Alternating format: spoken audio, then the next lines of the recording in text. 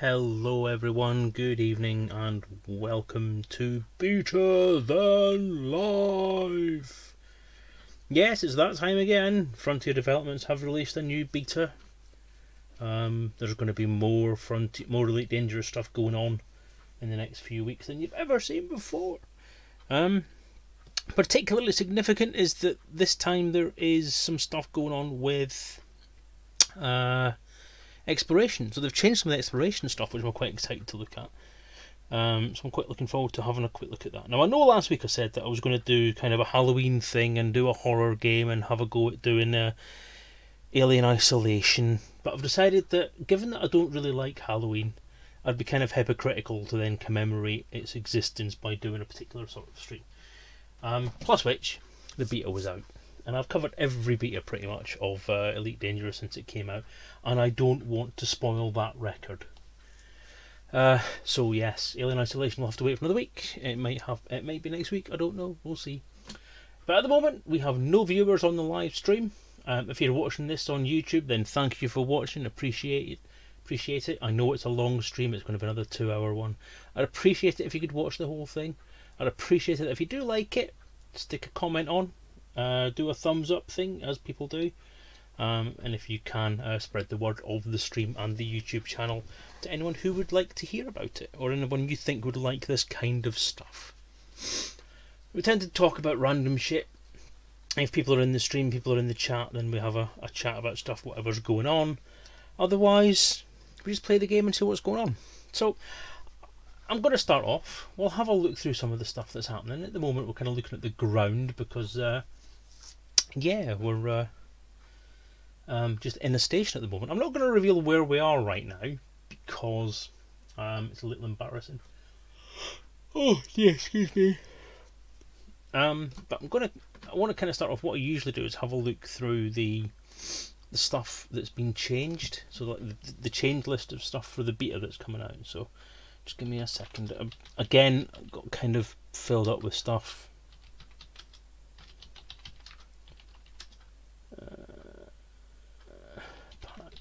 Notes. I kind of have to run on. I had to kind of run on to the computer kind of at the wrong time. So just let's have a look on here. Now, what's happening in the patch notes for week 1? We've got exploration. So we've got the discovery scanners all updated. The new full spectral system scanner is the new hotness apparently. We're going to have a look at that probably. You can use that in unexplored systems to look at a far more detailed method of exploration. So it's based on the discovery scanner. It kind of extends that functionality out. So there's only one type of discovery scanner now. So there was an intermediate and advanced as well as basic. This is essentially the basic one, but upgraded to have all this new stuff in it. Anyone who's already got an intermediate or advanced will get a refund, which is a nice little touch. That's quite kind. So as well as that, we've got the surface scanner. So if once you've explored a system, you can then do the further exploration of the system by scanning the surface. Now, what that basically was before, in Super Cruise, you essentially went near the planet or a body, and at a certain distance, it would start to scan it and then give you information about what was on that planet in terms of materials and makeup and planet type. And that was basically it. But now, you can fire probes at stuff. You can fire probes at these bodies to gather data that can be sold. You can also pinpoint places of interest and try and actually get 100% coverage of the planet as well. So before, where you had to kind of find things by luck more than anything else, and now it will actually, once you've fired these probes off and scanned the surface, it will actually tag everything that's on there. So any POIs will come up on your scanner. So that's pretty cool. It even discovers places in planetary rings, so mining stuff will be enhanced by that as well. Each body has a probe efficiency target, so if you map 100%, as I said, then you get a bonus to that as well when you trade in that data. That also adds a first mapped by tag, so you can, if you're the first person to go to a system and map a particular body, then you will get the first mapped by tag for that body, which is additional to the first discovery tag for finding a system. So that's cool. A credit bonus will be awarded for players that get 100% first discovered or 100% first mapped. So that's pretty cool. There's new stuff to find there. And the big thing as far as I'm concerned is the orrery. The orrery, which is a proper 3D representation of the system. So rather than just having your bodies lined up, your system map as was before, which just shows you the sun, the star, and then all of the different stuff that's in the system, you now have an orrery where everything is where it should be. So you can see an actual real-time map of where everything is in that system in relation to each other. So you can plan out your journey. So if you want to scan the entire set of bodies in a system, then rather than flipping back and forward and having to just find them as and when, which could involve you flipping across past the sun. So let's say maybe bodies 1 and 3 are on one side of the sun and body 2 is on the other side of the sun. You've got no way of telling that in the original map. So it was rough guess as to where it could be. Now you can actually see that on the map straight away, and you'll be able to choose how you can map this stuff. So that's pretty cool. That's pretty much all we're going to cover in this video, or in this session. So if that's okay, then feel free to keep watching. We might take a look at the codex as well, which is kind of an information repository and knowledge base for this the stuff that's in the game. We'll probably take a quick look at that as well. It does sound like an interesting thing to have, and it will actually allow you to have a bit more information about the stuff that's on in the game. Sorry. Sometimes I'm issues with my nose, and I think I've got something inside my nose is swollen up and it's making it feel weird. I'm just going to clear it out and hope it's just something that will go away. Yeah, so the codex will store commander stats, so your own stats, your session log, an archive, so text and audio logs from your narratives will actually be stored in the codex rather than being lost after 30 days. Discoveries will be stored there as well, so rumoured, reported or discovered entries broken down into categories, so stellar bodies, biological and geological, as well as civilizations. Stellar bodies, biological and geological, as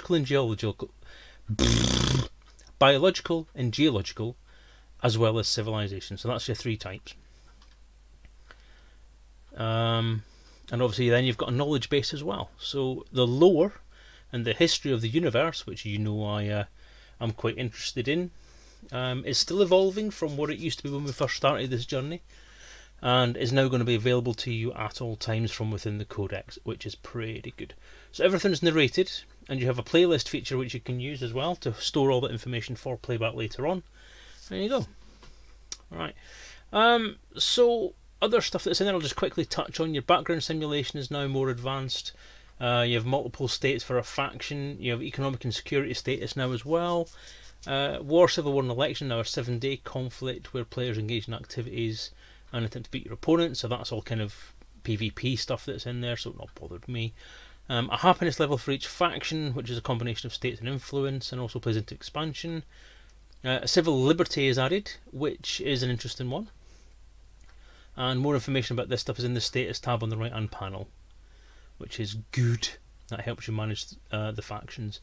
There's more megaships and installations. Megaships will move locations on a weekly tick. So rather than being static or sitting there or having to be manually moved, they are actually going to move automatically now, which is a good advancement. There's new scenarios. So these have voiceover direction and feedback. You have on-screen stuff you can do with them. Scenarios are the existing USS's, megaship locations and conflict zones. So stuff they'll be expanded to include these scenarios. Conflict zones are now round-based, so like your RPG type combat sessions, you have a round, which then feeds into the war state overall. So you have battles and wars now, essentially. Side objectives are there as well, and basically stuff that I'm not interested in. Ambient chatter for combat itself has been added. There's ambient chatter all through space now, all through the game and not just in stations. And there's more than 3,000 lines of dialogue added to support that scenario gameplay. Pretty cool. The other big thing that we'll probably see, although we're not going to go actually looking for it, is lighting. So there's a new lighting model now using dynamic exposure, which means that everything's going to be deeper, darker, because dark is going to be dark, for which they've actually added a night vision mode to ships, fighters and SRBs. So whereas before you used to have an ambient light increase when you went to the dark side of a planet so you could still see what you were doing, you're not going to have that anymore. You're essentially going to have actual proper darkness around the dark side of a planet. But you will have an enhanced visual mode supplied to you by your ship's systems, which will allow you to see, which is more realistic. Doesn't really change gameplay much as far as I can make out, because they've taken away one way of doing it and added another way of doing it, which increases the realism but maintains the same gameplay. So that's pretty good. So we'll see that and have a look. But apparently it's going to make things more deeper. So more contrast in there, more lighting effects are going to be there. I mean, apparently there's volumetric lighting is a big thing. What the uneducated call God rays. So everything, if you're in a foggy area, like through a system of rings, and the dust in there will highlight the light, and apparently that is much more clear and much more impressive. Okay, so cockpit UI changes all kind of add up to these things. So you have some. I'm not going to go into all these things. The UIs have all changed. We'll have a look at that through the way. What I have noticed so far is that your method of docking, requesting docking permission from a contact. So you go to the contacts tab on your left-hand panel, and rather than actually opening up the vessel or station and then clicking on the option there, you actually select the vessel or station and then go to the right-hand side of that panel and find the option there. So that's a slight difference. So that's going to screw up all the stuff that HES voice packs have done. They're aware of that already. Actually, they are going to try and change all that stuff for the full release, and apparently they have a V2.X release planned to coincide with the full release of Chapter 4 in a few weeks' time. So yay! Filters are all on there. More filters are added. Context-sensitive buttons. Apparently context-sensitive quick action buttons are on contacts when targeting a port. Interesting that. I'm going to have a look at that and see what that means. So some reordering of tabs. The comms panel has changed now to include some other stuff on there. The right panel has a home tab. Your fire groups have been renamed from 1, 2 and 3 to A, B and C. A new contextual ship tab. Ship preferences, pilot preferences and ship stats. Inventory tab now has icon filters and text filters, so stuff like that. Friends and group manager has been overhauled. Cobas now has localized packs. And you have wave scanner auto docking option, so you can disable that to the SRV wave scanner more clearly at high speeds. Audio options are being reorganized, and your defaults button has a restore defaults button has been added on there as well. Okay, and everything else is bug fixes, so I'm not going to go into all that. We're just going to jump in and have a look at all the new fancy stuff that's in there. So I'm just going to pop the headset on and configure. You'll see where I am once I've done that. So here we go. Right, what has happened is I'm currently sitting in Shinrarta Desra, because when I booted up the game yesterday, obviously I was back on the the Gnosis, because if you remember last week's stream, I left the Gnosis and started heading back home again. Problem being that I couldn't get back home again because I couldn't target anywhere near where I need to go. Now, after I finished the stream, I did actually try and target from where I was, and it did work. But obviously I've not then restarted the game since, and I'm now in the beta, so it's all different. So trying to get home, I discovered I was 2,000 light years away from the nearest station, so I decided not to bother with that. Suicided myself against the Gnosis, reset myself back here. Obviously lost a fair amount of money on the ship, but it's only the beta, so it doesn't really matter, it'll be reset. And I've bought myself an Alliance Challenger, is it? To play with while I'm doing the beta. So this is going to be my home from home while I'm in the beta. So I'm just in the middle of upgrading things to make things a little bit better. I'm on limited budget, as you can see. So I'm kind of trying to limit what I'm doing. Now, this beta yet again, Frontier have not reduced the prices of stuff. So quite often when they do a beta, Frontier reduce the prices of the ships and the equipment to 10% of what they are normally. They haven't done that this time.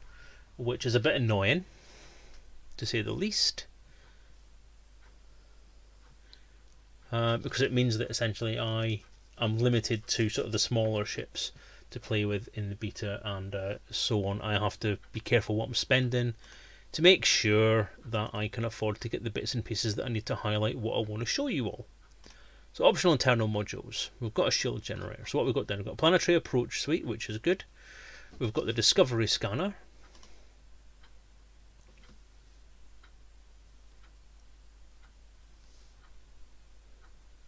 Now, as I say, that's the only thing we have now. The discovery scanner is a single item.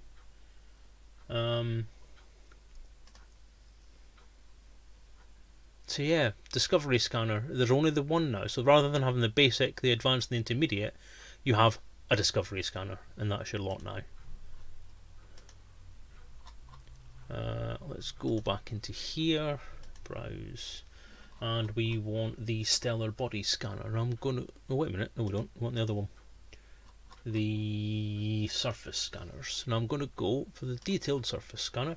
So again, were there multiple options there, or was there just the one surface scanner? I can't honestly remember. So I'm going to nab that. So now we have the approach suite and all that jazz. I'm going to take the cargo rack out. Sell that. Sell that.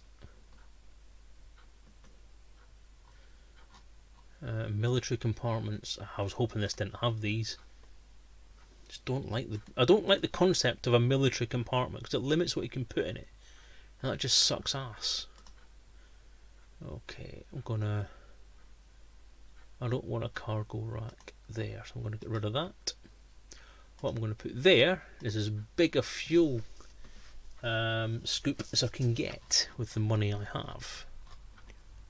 Can't afford that one.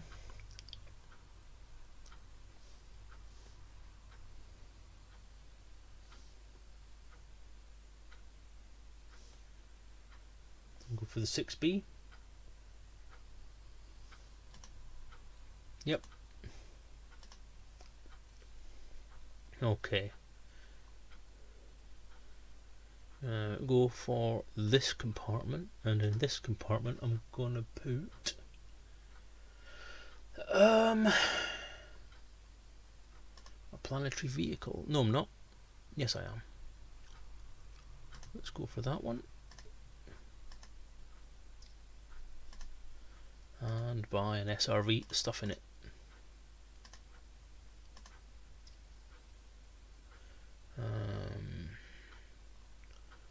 And in this one I'm going to put a small cargo hold.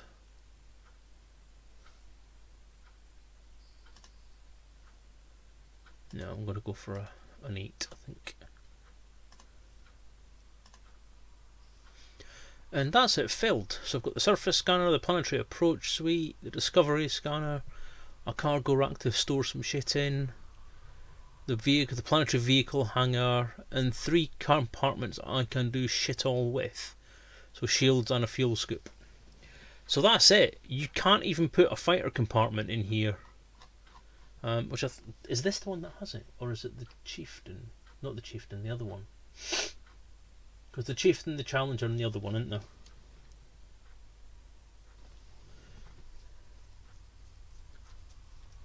Never mind. Never mind. So yeah, I mean 3 wasted slots there I can't do anything with. That is quite annoying. Because that would be useful to stick something in, but you know I'm not going to be doing combat. So hull reinforcement is no need for. Shield cell banks probably useful if I was going to get myself into a fight. I don't see the point. Hard point, so I'm going to stick some guns in. Ooh, crap.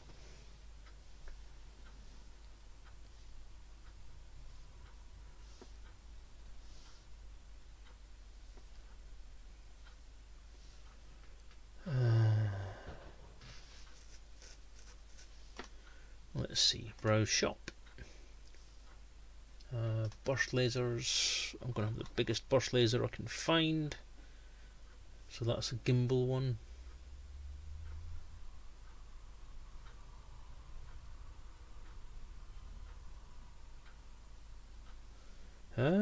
That's not a turret. That's a gimbal icon, that one, isn't it? Let's go for that one.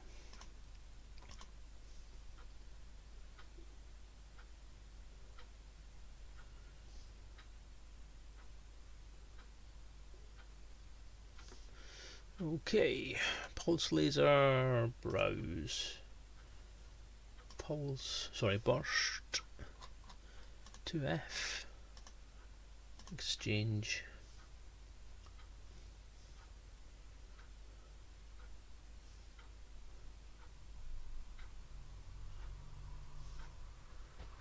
Okay, and that's one on the other side, because that's huge. Now I'm going to fit one of them in there as well.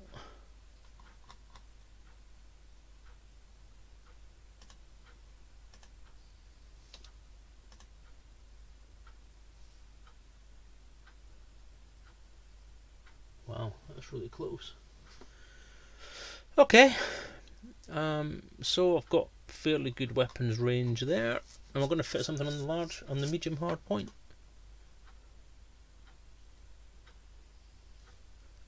On the large hard point, I mean.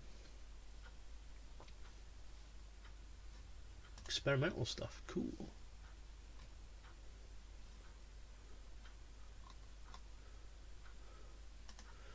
No. Mining, mines, missiles, railguns, pulse lasers, plasma accelerators, multi-cannons, torpedoes. Let's stick biggest beam laser we can fit on there, on 2 mil.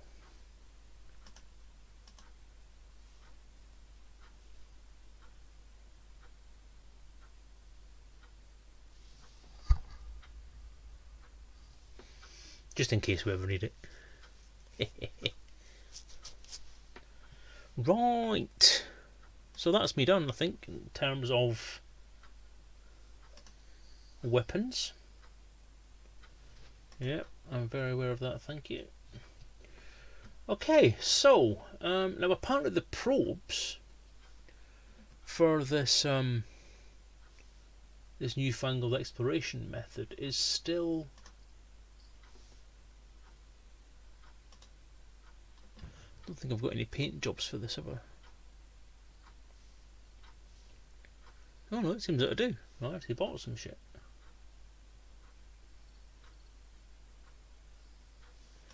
Yeah, let's go with orange.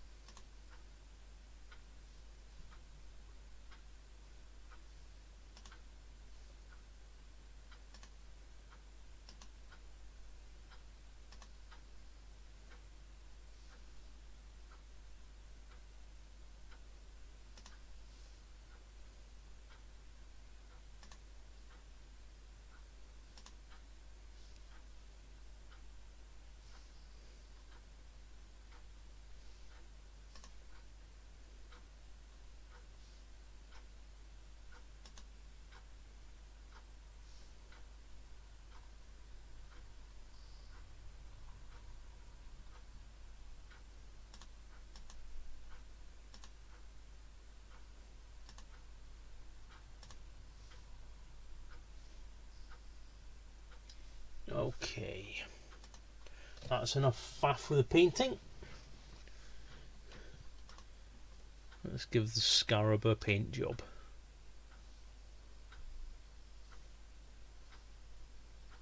I do like that one, so I'm going to stick with that one, I think. Weapon detailing, red.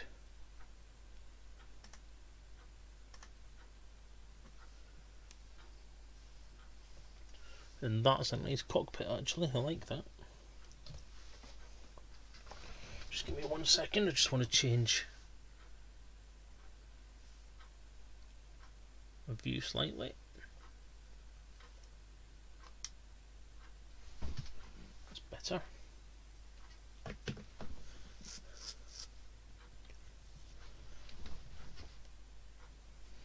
Okay.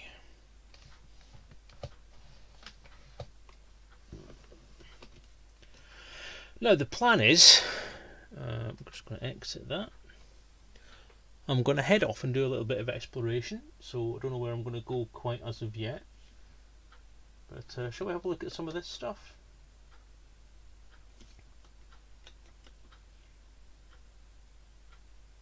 No, let's launch.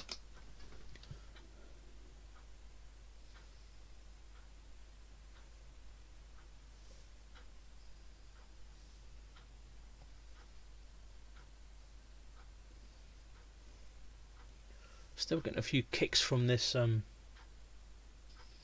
VR.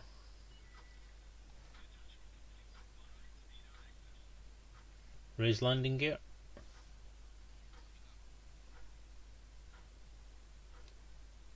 Power to engines.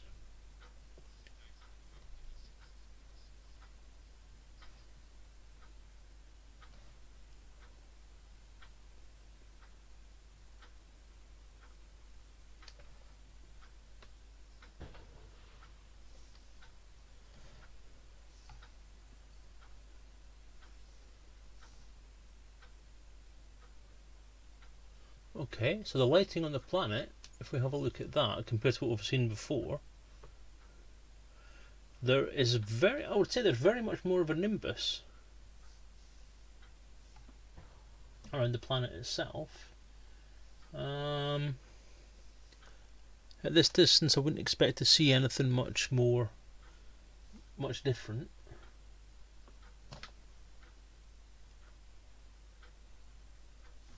I like the sound actually of the ship, it's nice. Have a look around. It's not a bad cockpit. I like it.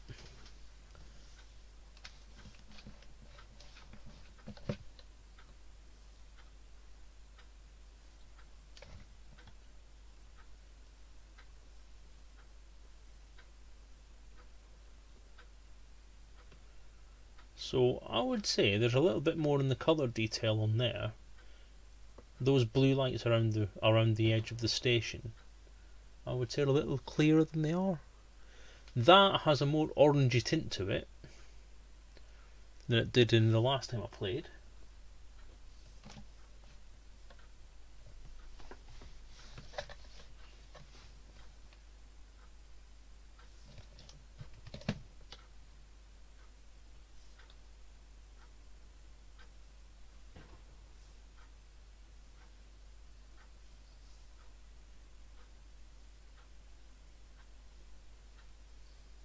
My trails are actually clearer, they're more detailed.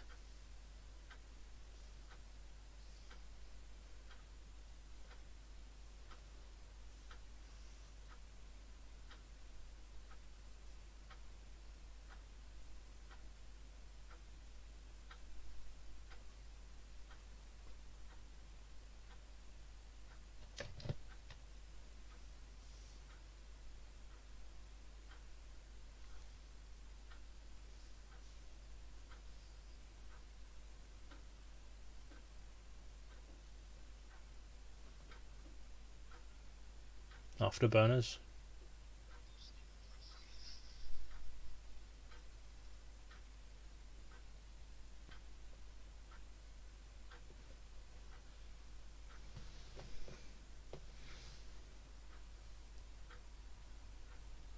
Nice. Okay, so let's take a look at the map stuff then, shall we? Wow, that's weird. If I look through the VR, my real hand is actually lined up pretty much exactly where the hand is on the game. That's weird. Open system map.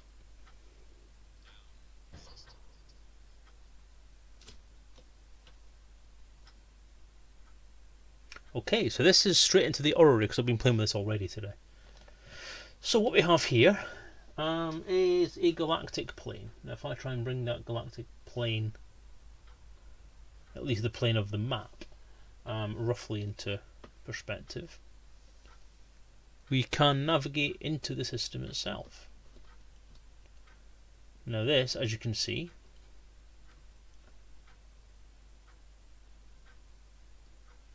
is the system.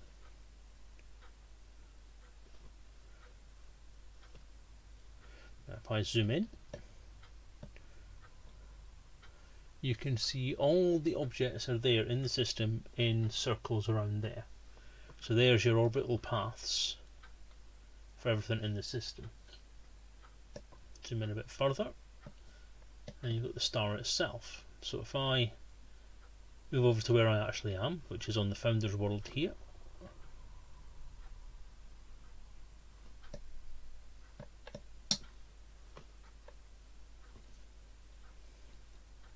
you can see I'm not actually on the right plane, but I can come up to meet it. So once I get the little dot come round, then it'll lock on. There we go. And now I can zoom in further to actually look at that item itself. So that's me locked onto the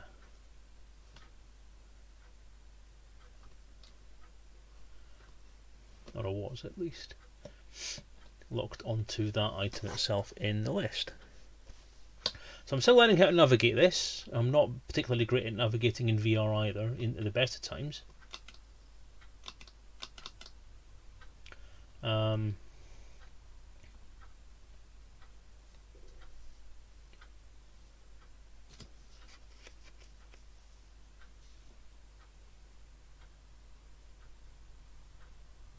So yeah, so I'm just gonna zoom back out again,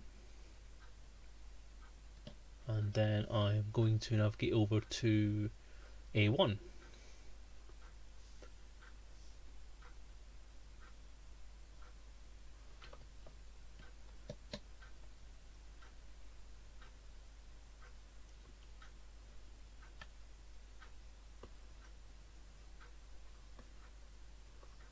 Let's lock on to A1.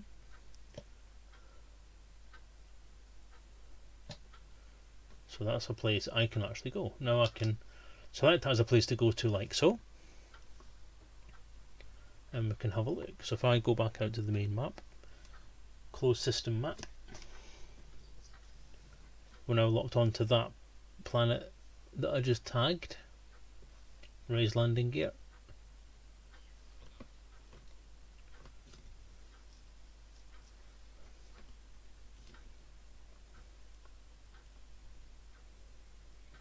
Engage Super Cruise.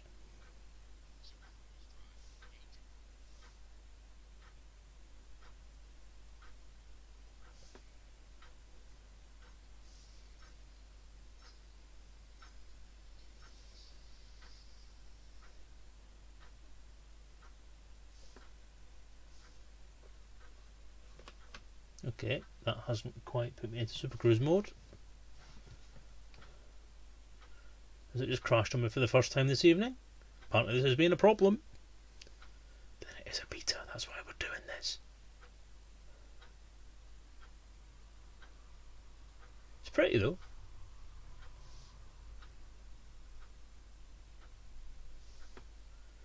I'd quite happily fly in this mode. It's actually quite pretty. I think I may have just broken it. That's not good. He's broken.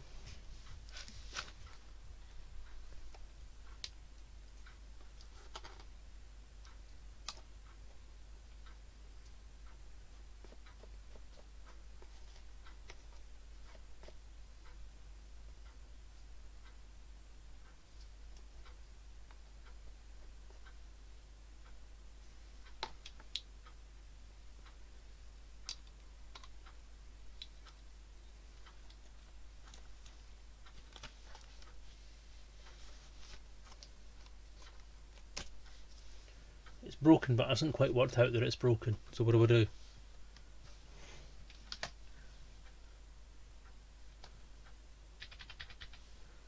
Controls are locked.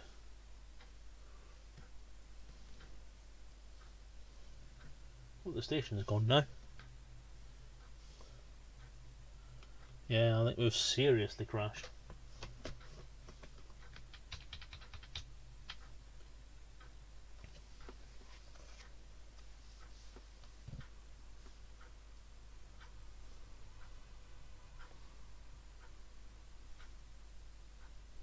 There we go.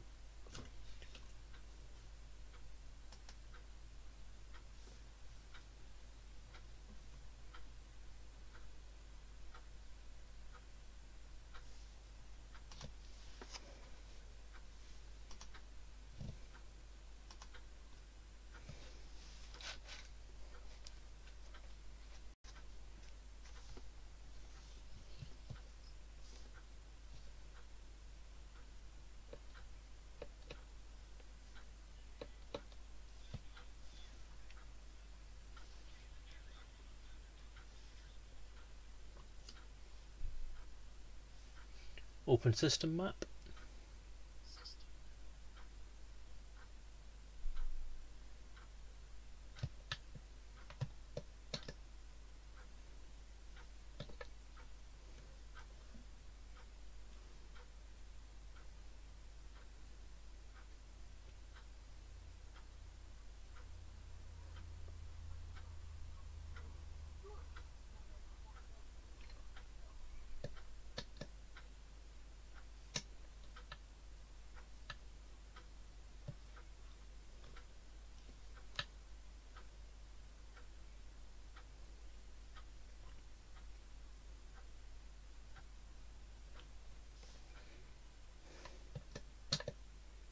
I think it was A1 I wanted to go to, wasn't it? Was it A1 or was it AB1?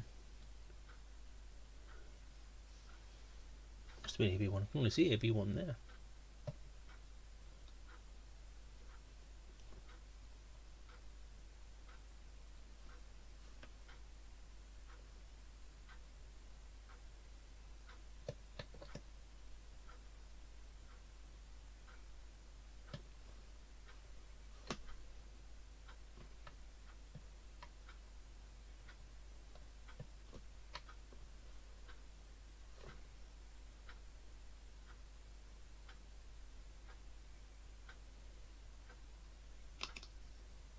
Closed system map.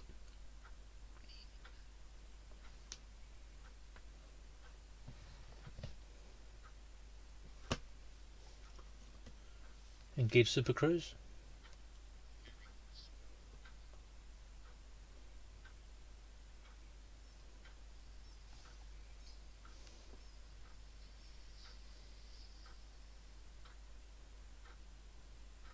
Oh, it's done it again.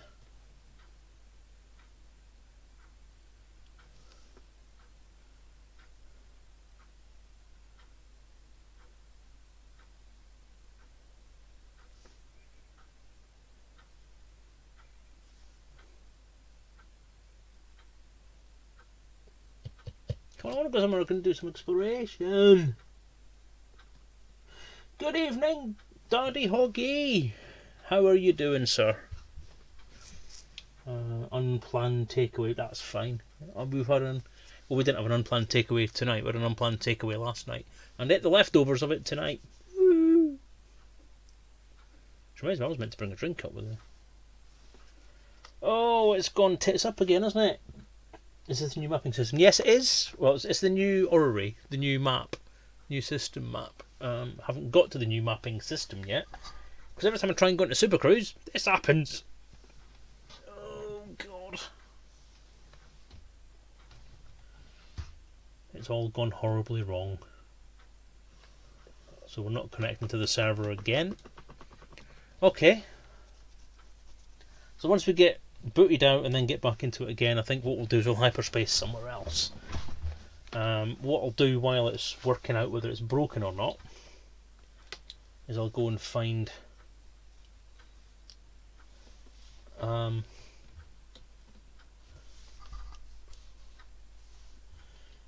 my text file.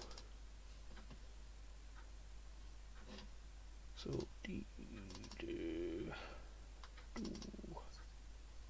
no. What are you doing?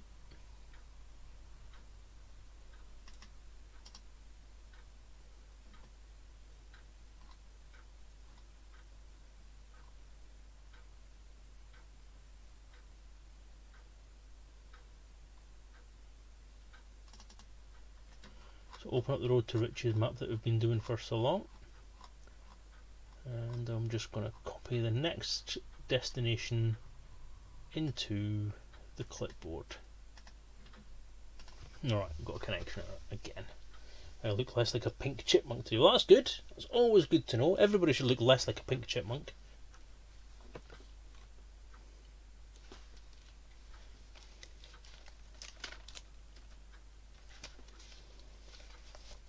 Boink. Right, okay.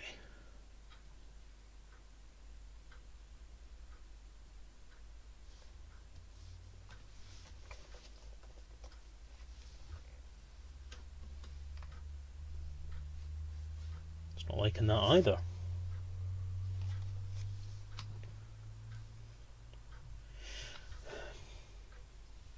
Yeah, Daddy, I just want to ask.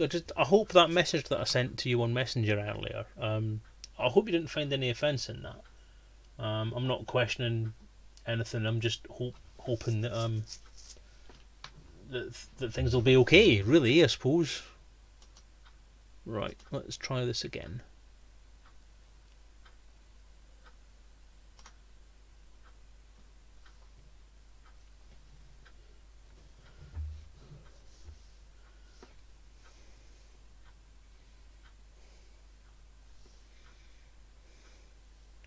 And it was really on the drive home when I was thinking. I'm not going to go into everybody else in public, but what we were talking about.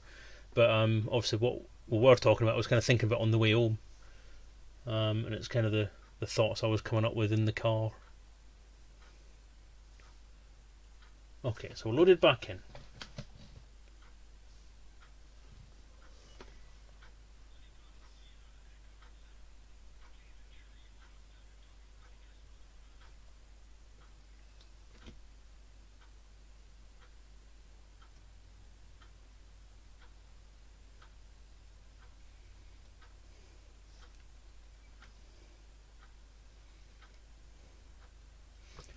Open Galaxy map.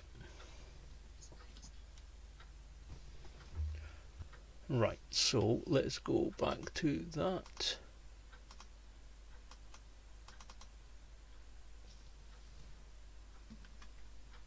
And paste.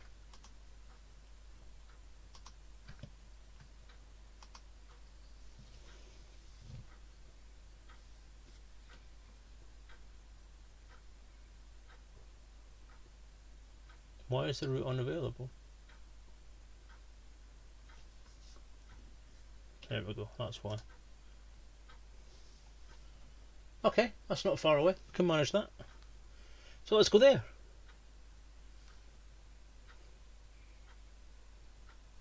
Close Galaxy map. Right, so we have 14 jumps.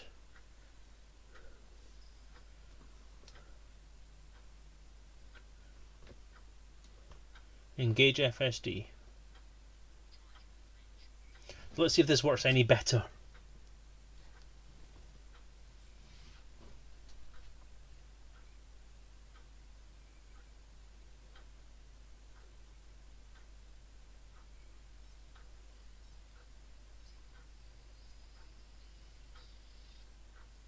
That worked better.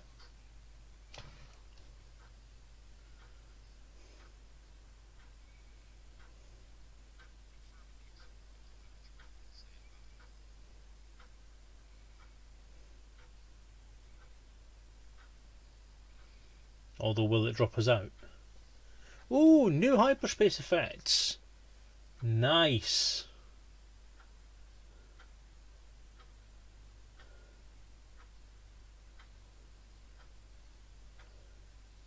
Still got some of the same repeated patterns, but it's actually not as noticeable now.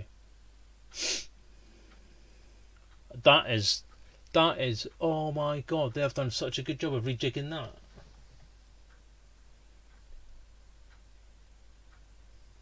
They've even got rid of the obvious arcing effect. Not completely, but it is still there. But that is much, much better. And as soon as I'm now going to drop out again because it can't connect to anything, I think we're going to see this for a while now. It actually looks like a tunnel now, but also with stuff out beyond the tunnel. That is a much nicer and much deeper hyperspace realm.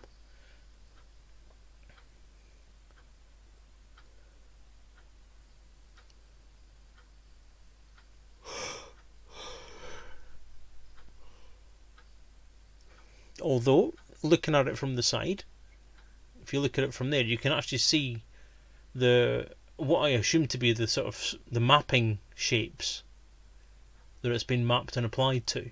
So some cylinders, some spheres. But hey, I don't care because it looks really nice. And you could always put it down to optical illusions, couldn't you? Which it maybe is, you never know. But I don't think I'm coming out of this. At least not in any space that we know, other than crash space. And there you go. So, no connections for me today. Alright, I'm going to exit, and I'm going to reconnect to a completely different session. So, this is not going well at all today. Hey Bifford, how you doing? Welcome to the stream that never was. Welcome to the stream that may not actually connect.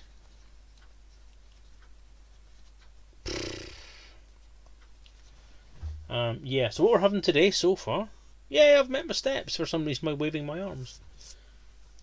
What we're actually finding is that we're able to mill about in the actual systems in places where we are, but anytime I try and jump out, it's just crashing me. So anytime I go into supercruise or into hyperspace, it just won't let me go. It can't connect to the server.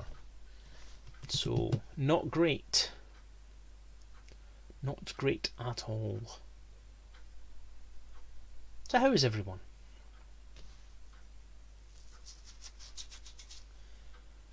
Oh, has it actually crashed here as well?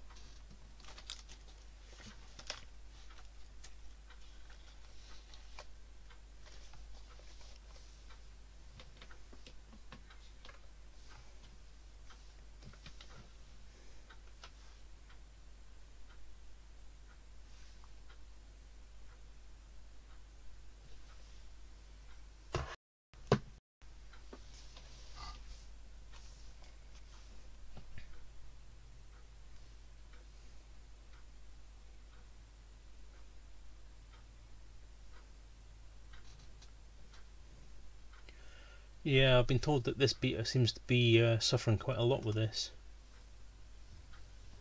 More so than the others.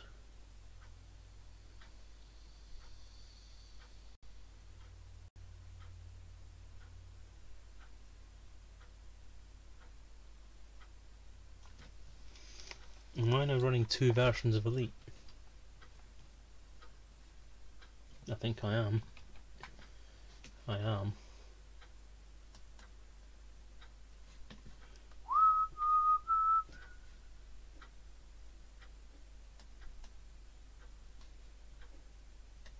I'm now running two copies of Elite at the same time, which is not going to make the computer very happy.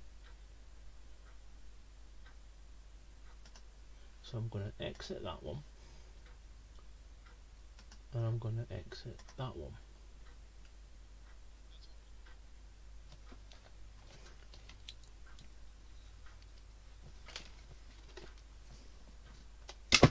Oops.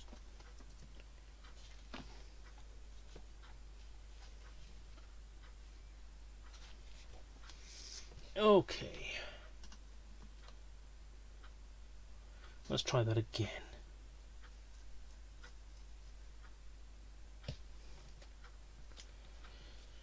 No,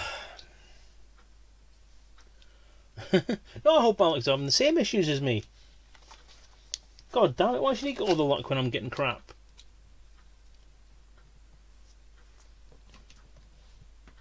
I'm equal in all things. Right, let's try opening the beta again.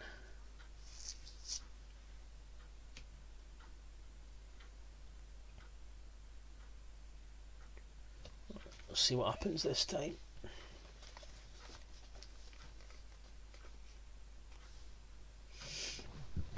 If I can't get this to work, I might take a pop at something else. I do kind of want to take a look at Alien Isolation, see if we can get the VR side of it working. Where's the screen going? Why the hell is it over there?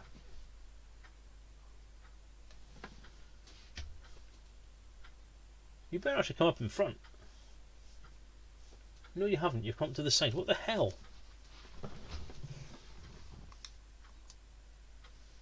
Reset view. Oh, that's better. Right.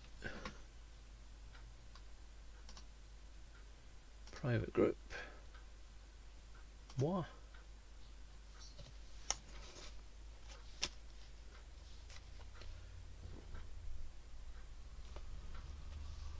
Let us see what happens this time.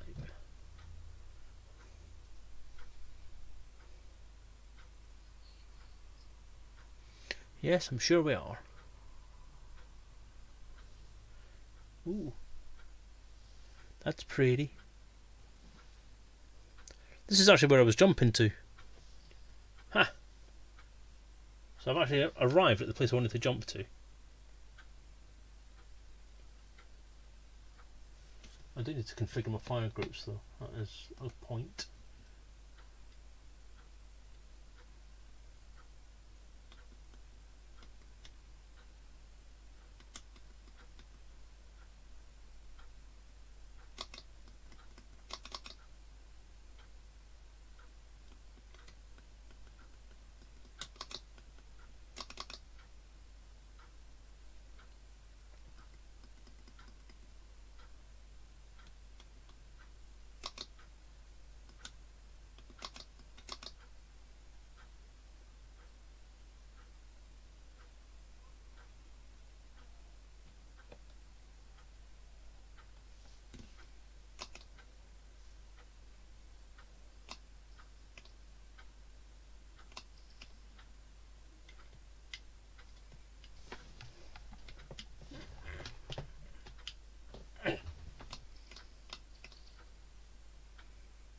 Next fire group.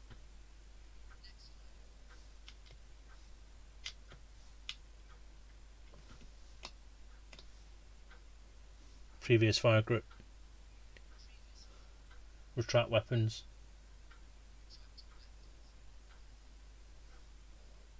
Open galaxy map.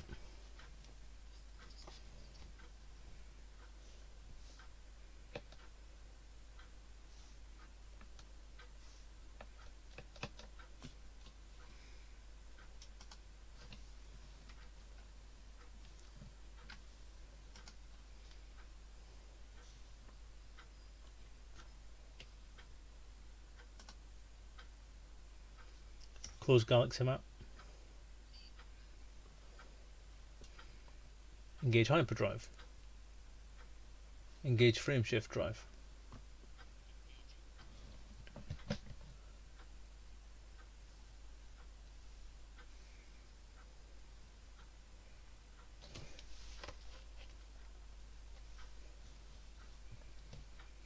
Fingers crossed, everyone.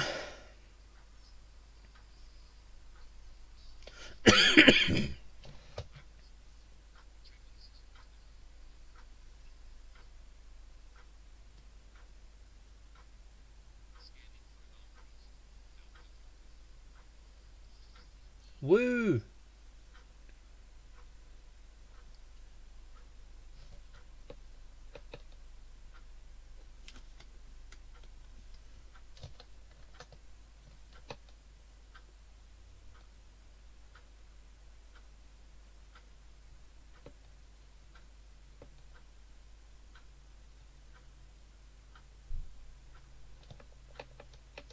So if I'm being hailed, where's this hail coming from?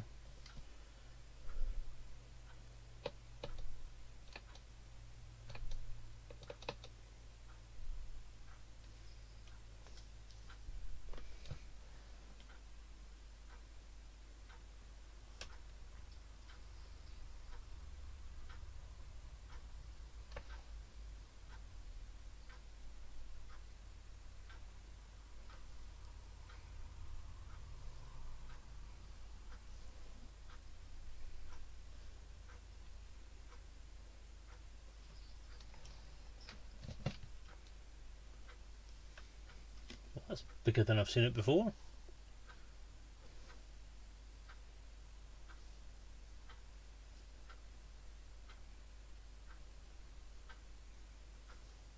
I do like this cockpit. The lighting does seem a lot crisper and a lot brighter this close up. Contrast is much improved. Clarity in VR, the clarity is really, really nice in the VR.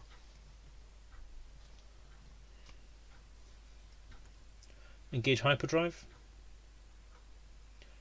Engage friendship drive.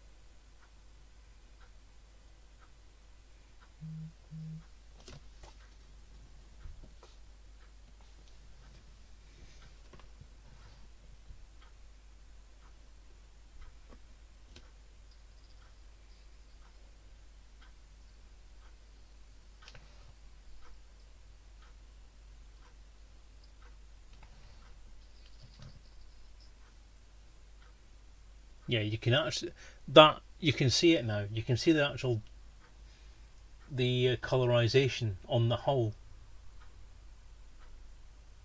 and on the windscreens now. So different color stars give you a slightly different tint. That works really well. That's nice. That's very ambient. Engage FSD.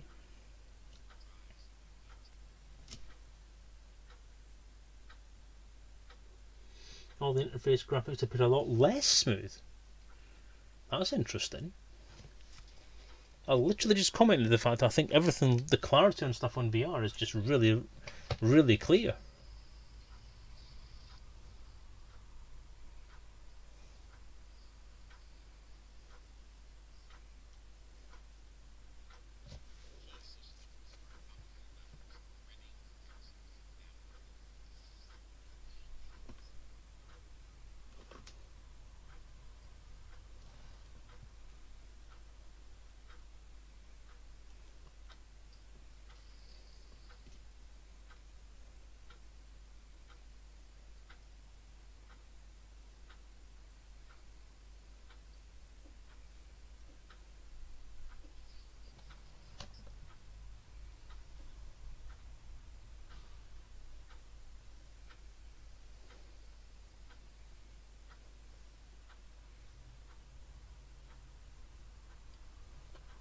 Engage FSD.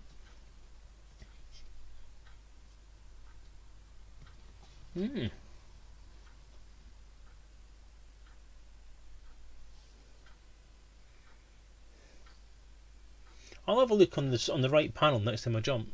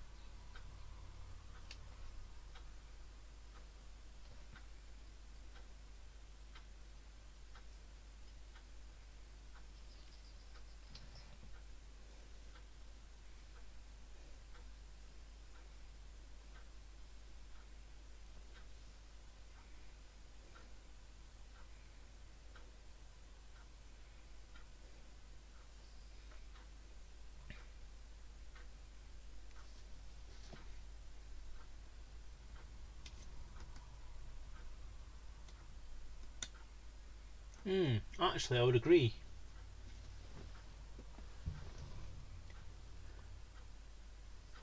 From a standing start, that screen there doesn't seem as clear.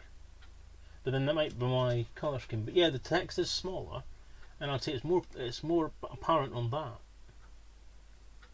That font is smaller, therefore it will be less clear. But if I move my head closer to it in VR, I can see it much better. But you don't have that option in the actual game, do you?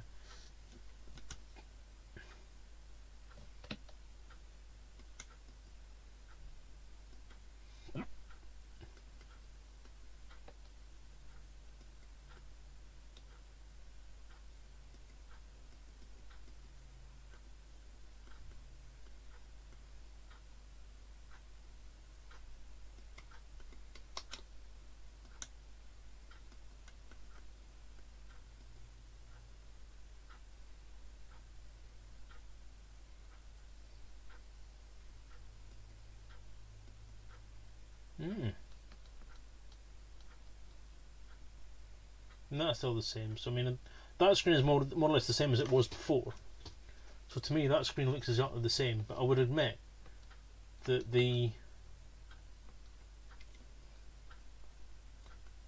those pages with their interesting stuff.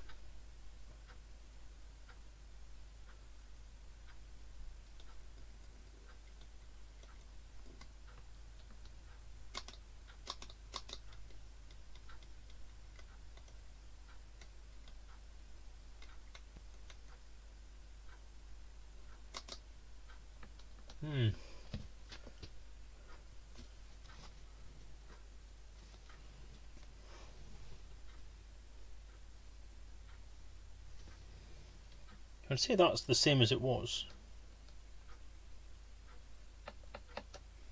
I need my red to be slightly less bright than that, to be honest. Engage hyperdrive. Engage FSD.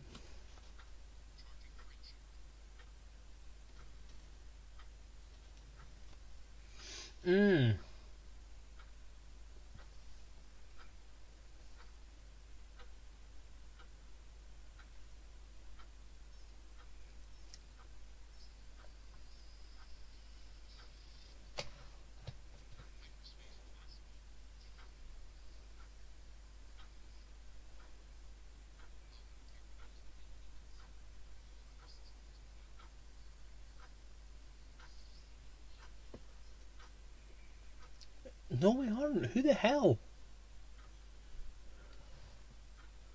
Why the hell are you obsessed with this hailing business now?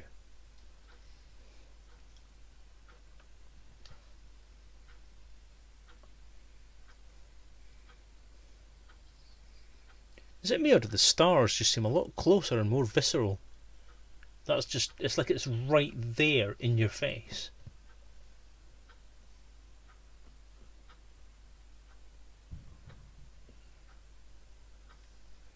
And it doesn't take as long to get out of the Corona either.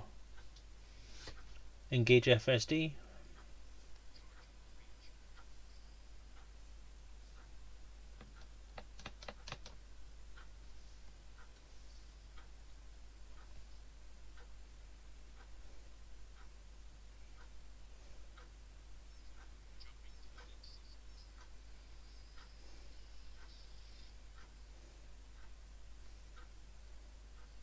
That's bugged.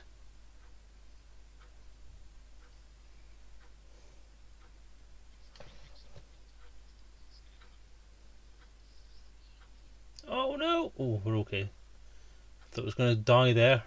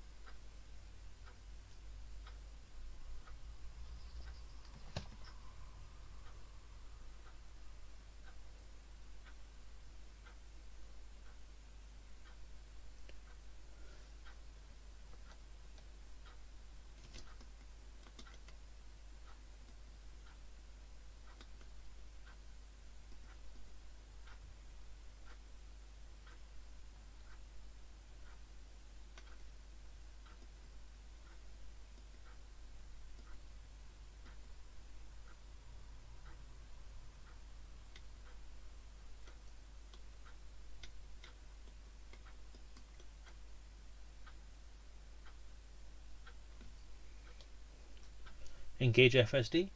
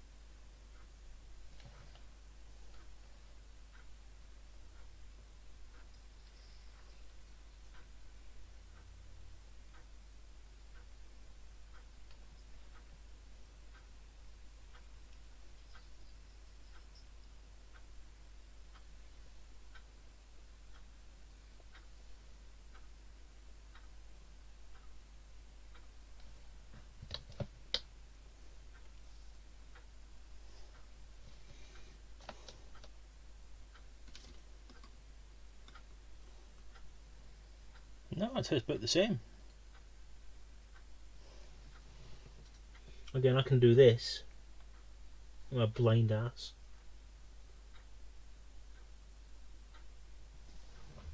Then even further away, it's still legible.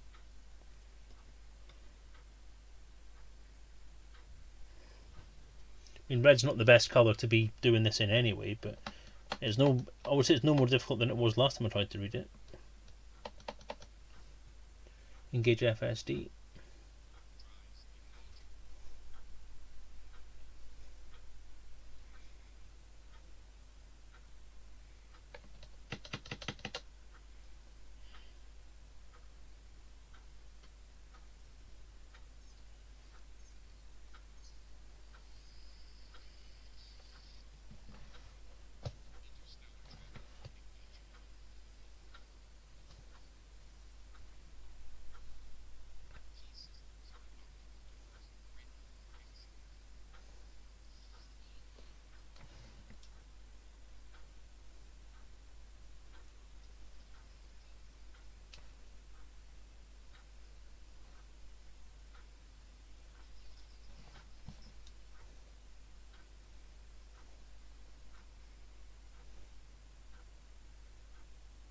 Engage FSD.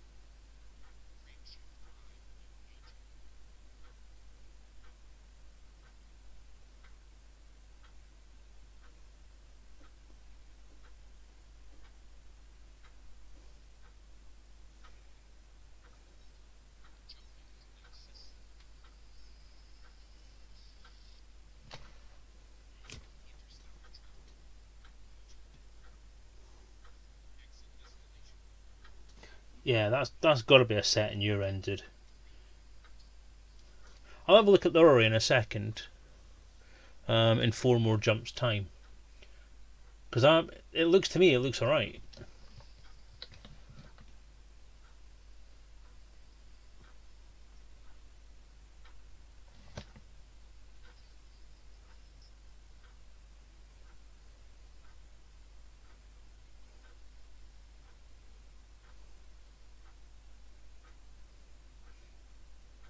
Engage FSD.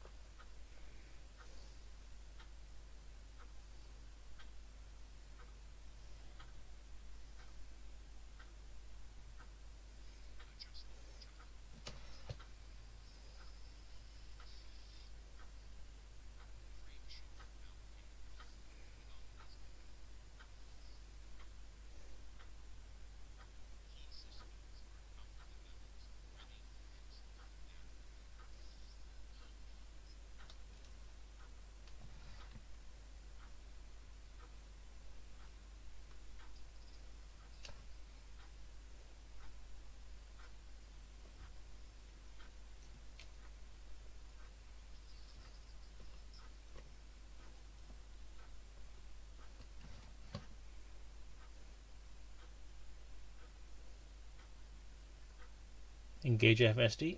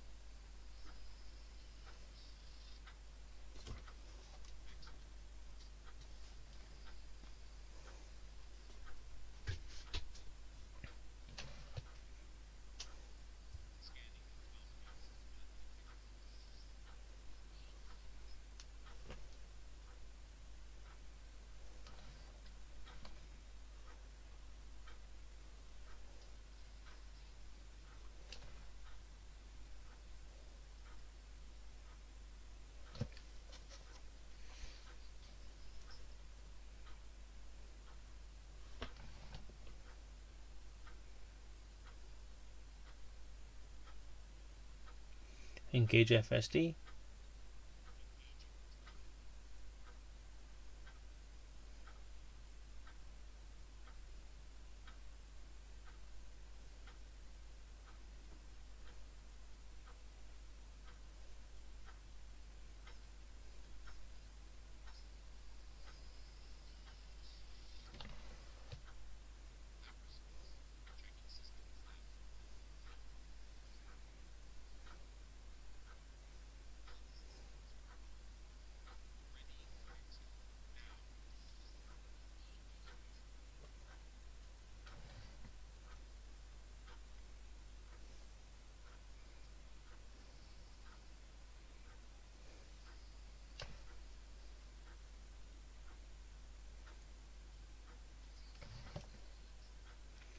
Next fire group.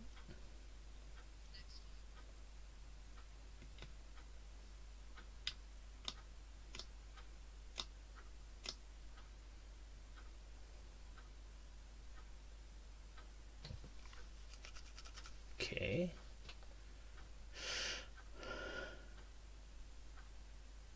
So what cockpit mode do I need to be in then? Engage FSD. Engage FSD.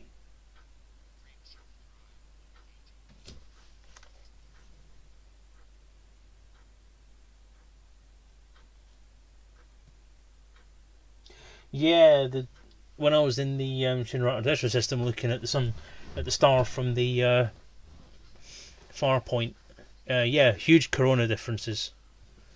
Colorization has been changed for each star type from what I remember in the change notes.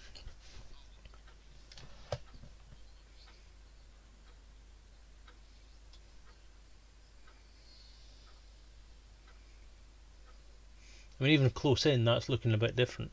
So let's have a look further away from the star.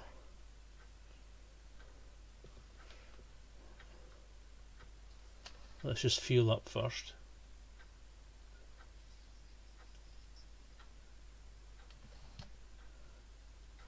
And we'll get a bit of distance.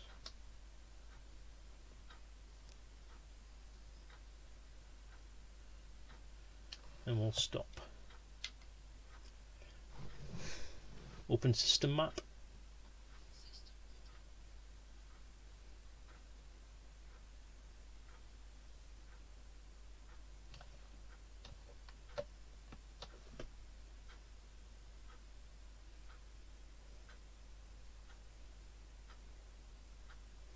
Even the illumination here seems quite different. Anyway, orrery mode.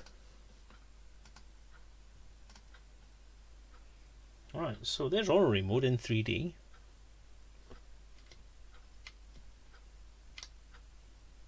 Open system map.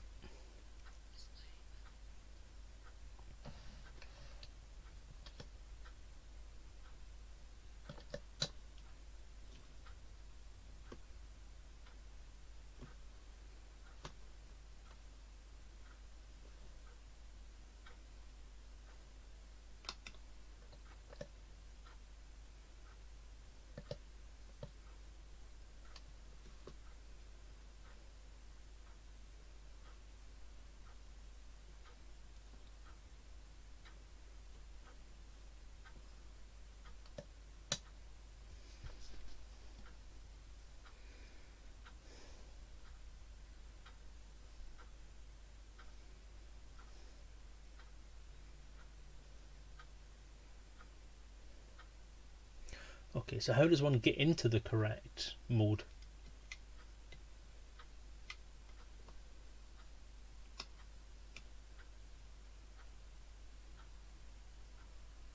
Module cannot be used in this cockpit mode.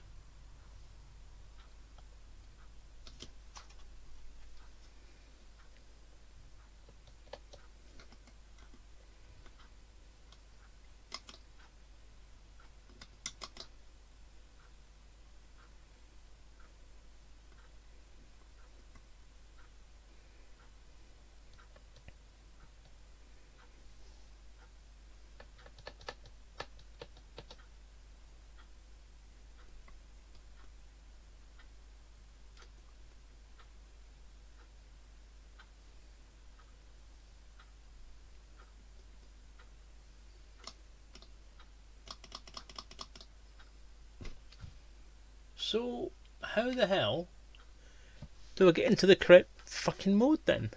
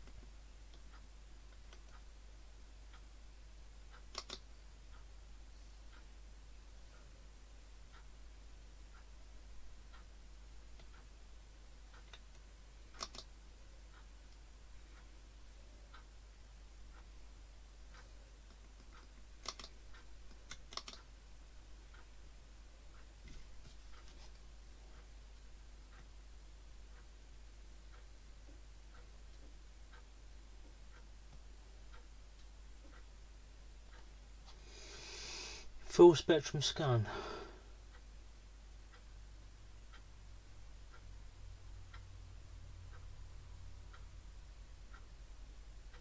That was a tutorial. Oh, so full spectrum scan is not linked to the existing scanners, it's a separate thing.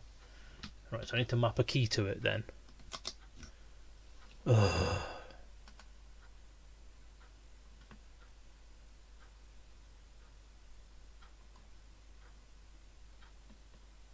Full spectrum system scanner. Enter FSS mode.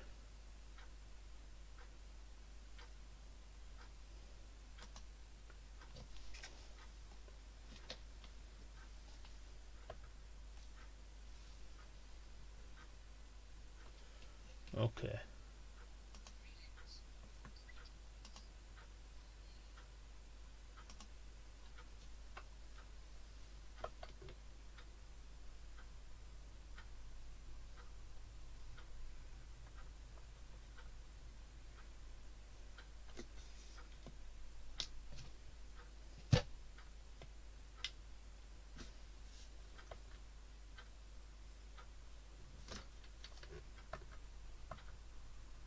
So it's orrery mode.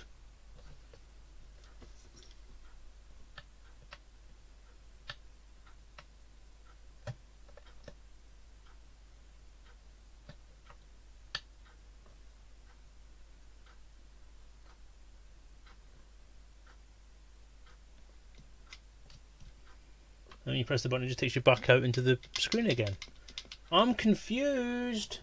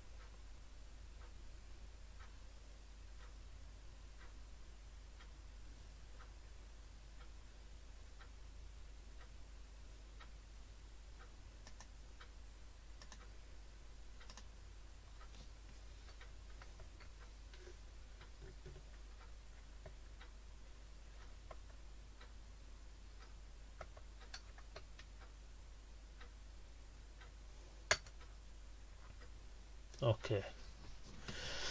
That's clearly not it either. Because that's still mapped to be set in the thing, isn't it?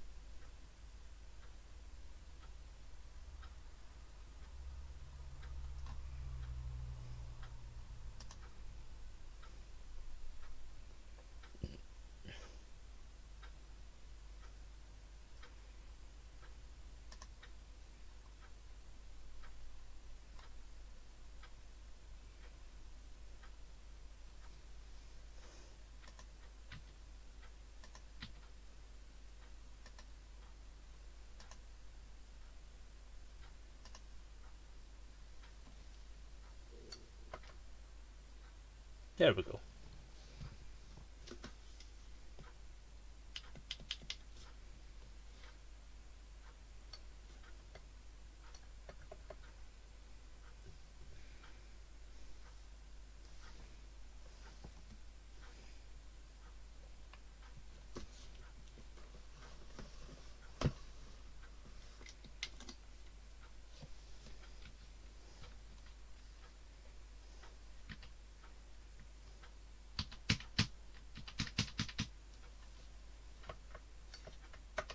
Now I can't exit it at all. So how do we get out?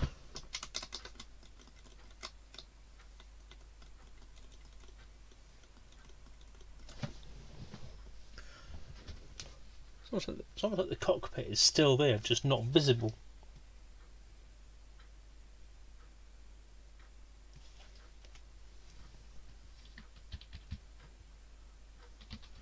Bloody hell! So once you've got into the screen, you can't actually exit the screen again. And it also has, it doesn't release itself. Normally the interface, when you binds a key, will tell you if something's already bound. So I actually had my two buttons bound to the map controls already, and it didn't tell me, oh, these are already bound, map it to something else. And all my controls still work.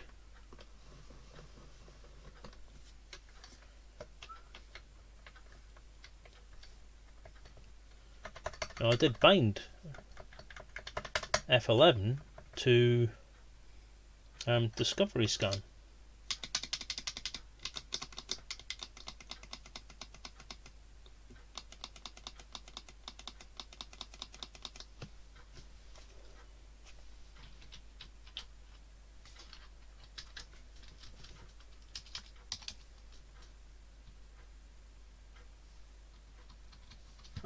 So that's broken it.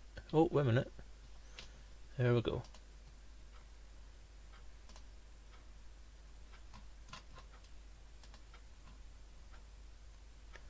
Enter FSS. Leave FSS.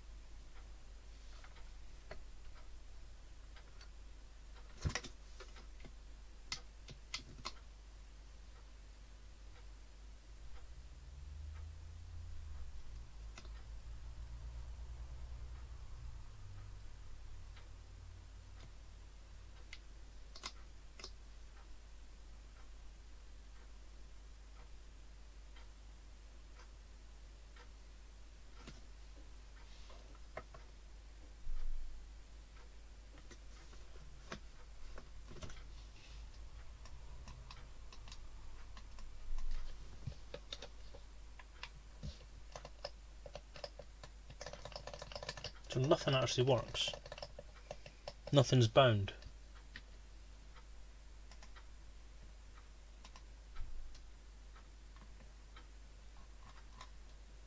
Jesus.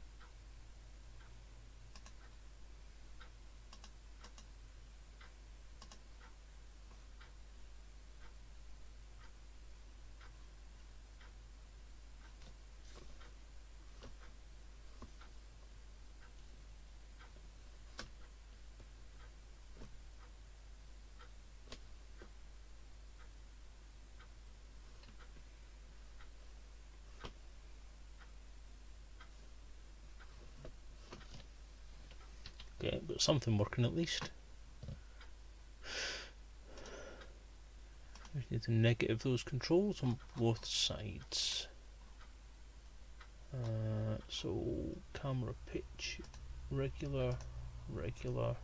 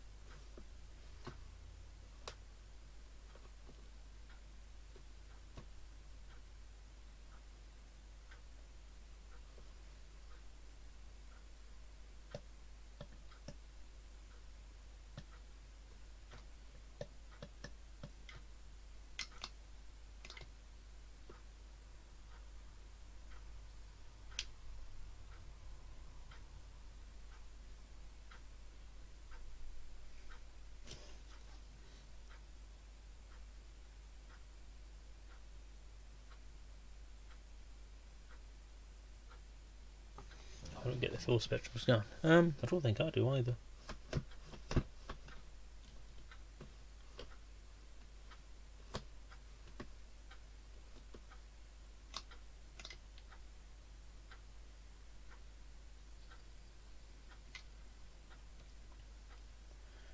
Well, it is the FSS. I'm in the full spectrum scan.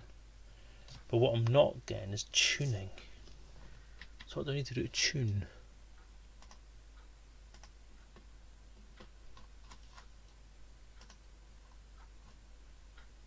Tuning. Tuning.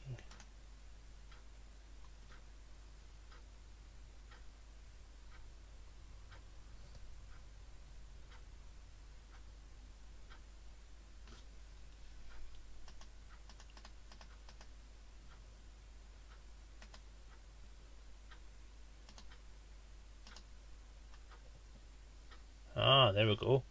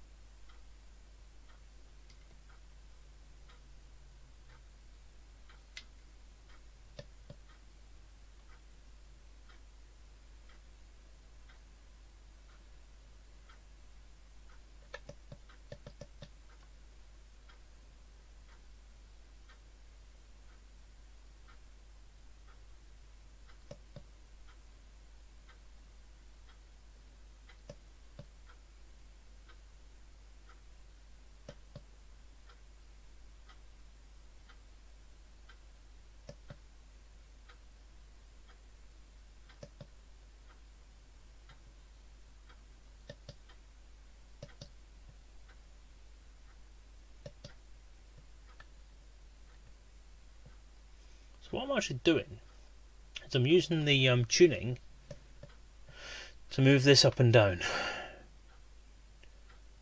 Aha. And then I use the zoom function to zoom into whatever that might be.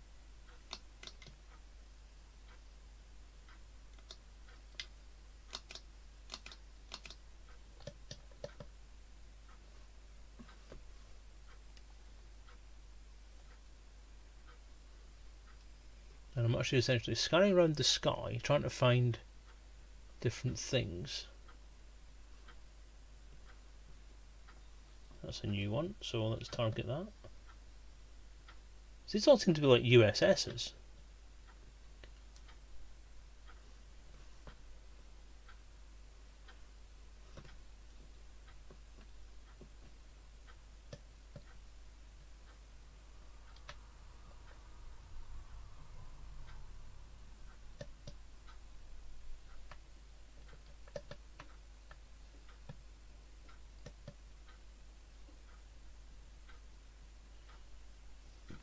So I have the star there.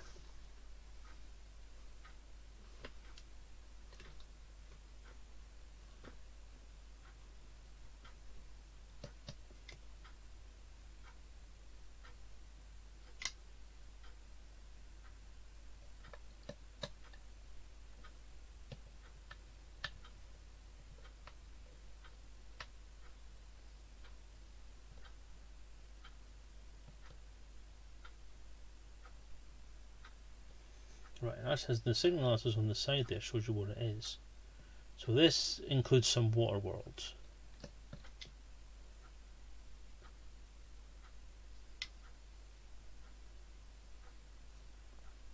So they are here somewhere.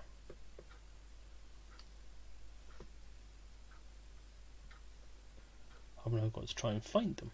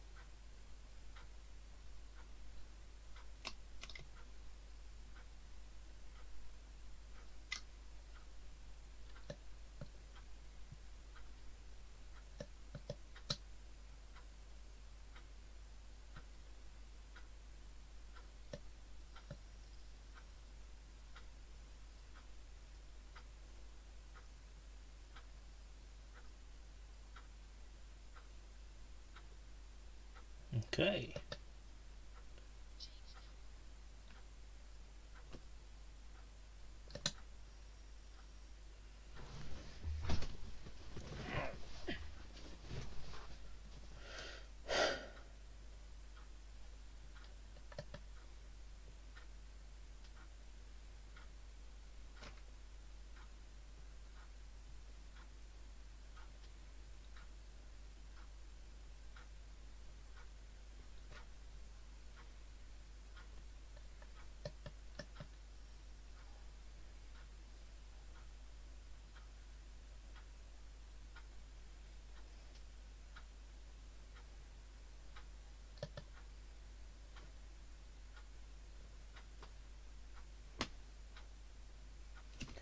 So the arrows do tend to work, pointing you at stuff if you're nearby.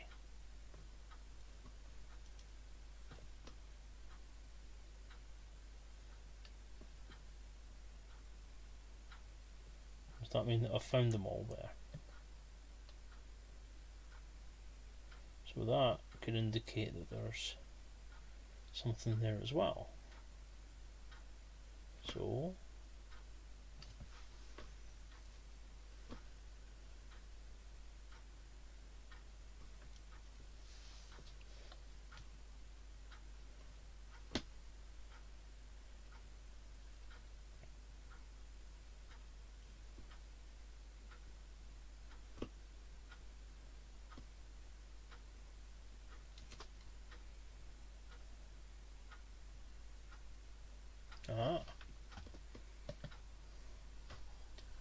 starting to get the hang of this, I think.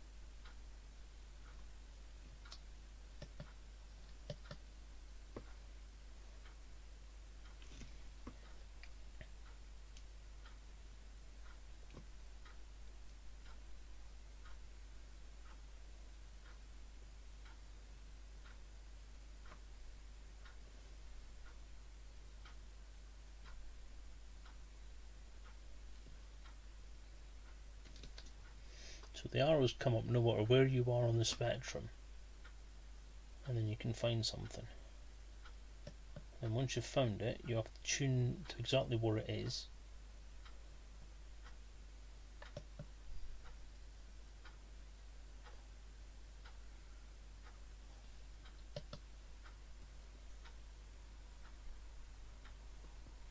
Once you've found them all, the little hints actually go away on the tuning rod.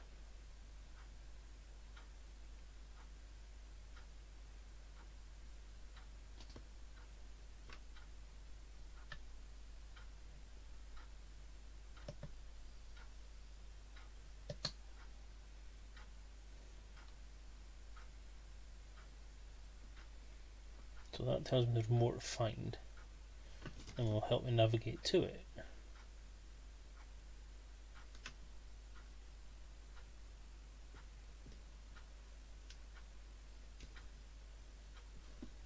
There we are.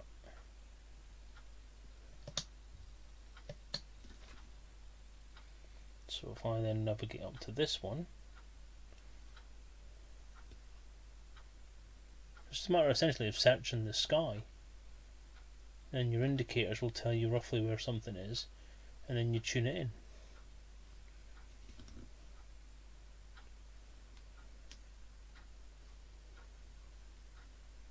So if we're searching somewhere around, there we go, so we move towards that, it's roughly there, so we tune up to where things are, and there it is. So that's a water world.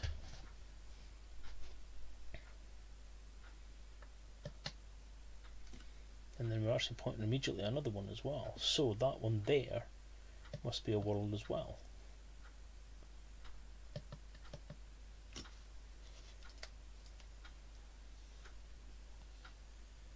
That went a bit strange.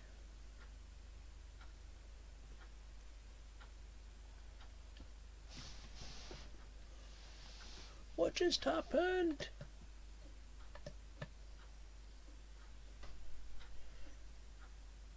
Whoops, there's a bug.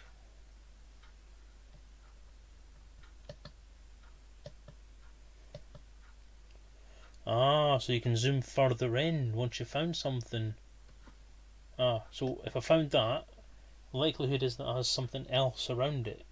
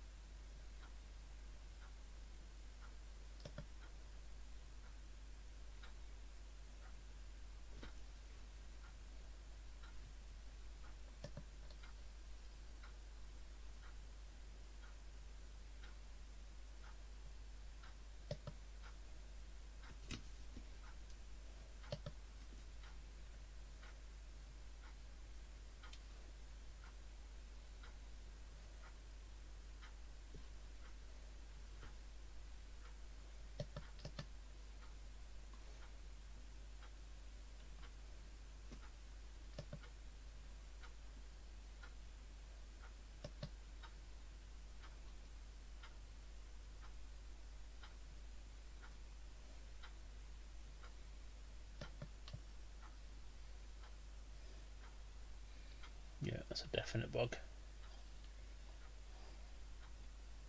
Yuck, yuck.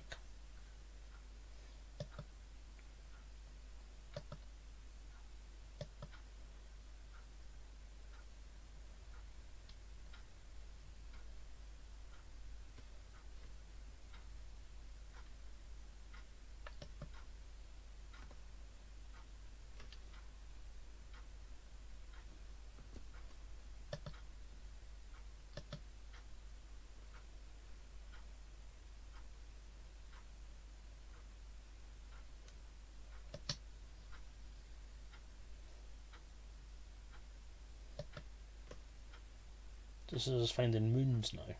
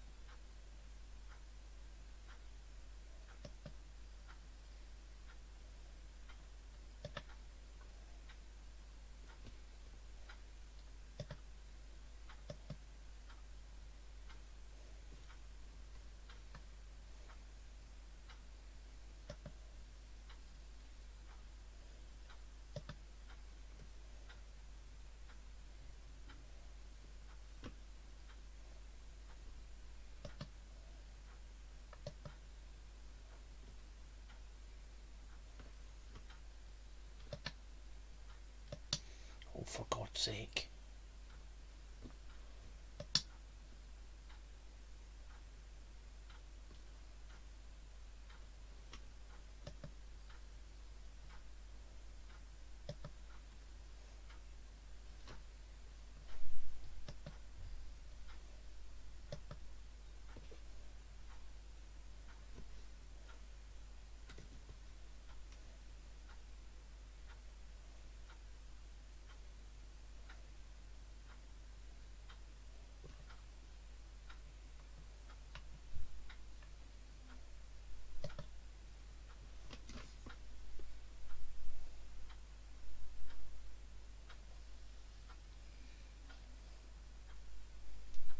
sure if this kind of fuzzy overlay is meant to happen or not, but it's quite disconcerting.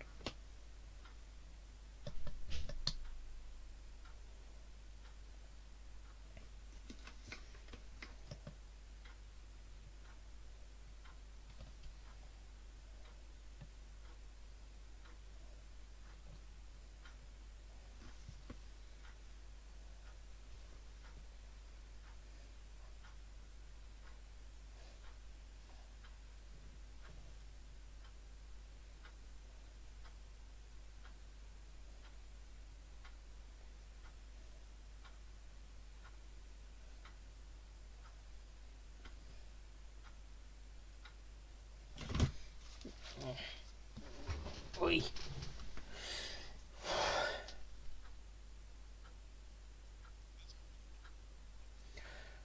What we're supposed to do in it. I think the scanner is supposed to analyse overall spectral data for the system, which then allows us to find there is parts of the spectral sweep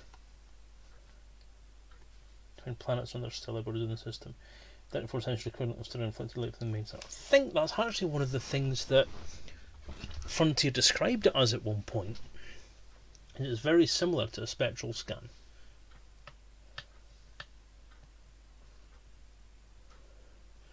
Essentially, your little tickies on your little pulse lines on that spectral analysis spike when you've got a certain amount, or spike when you have an object within that spectral element. So the further up and down that thing you go, the different sorts of planets or bodies will appear on it.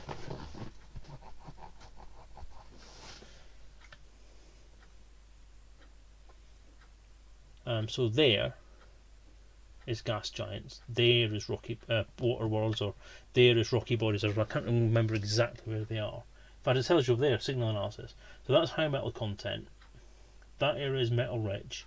That area is asteroid clusters. That down there is unidentified signal sources.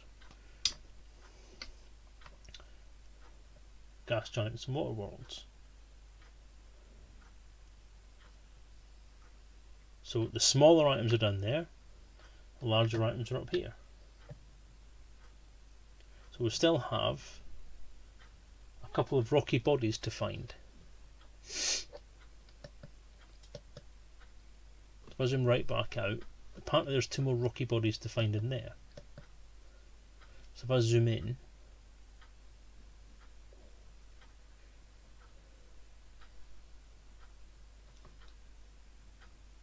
apparently it's not letting me see any more.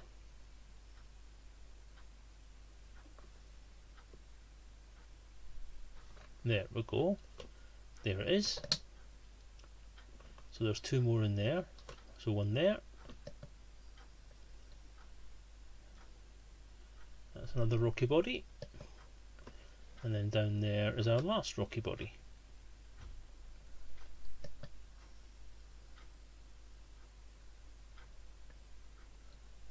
So that's that. So we tune back up. Zoom back out again.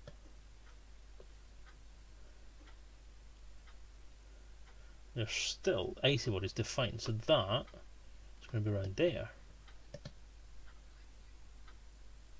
So let's zoom in. Okay, not there. So what is that then? Oh, it's a USS. Let's take a look. Degraded emissions. There's one there as well. High grade emissions. Degraded emissions. So I think that's all of them now. So if we go back up to the icy body zone.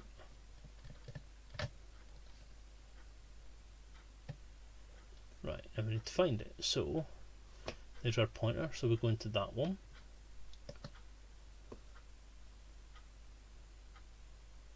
It's there. But that one won't let us zoom in for some reason.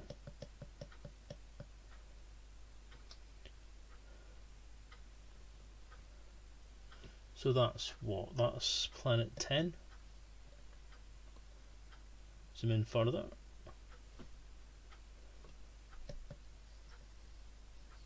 And that's it. I've mapped that entire system now.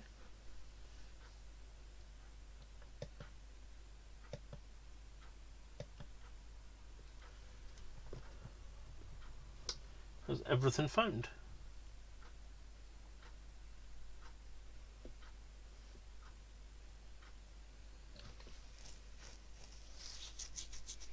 Okay, so if I come back out of that now,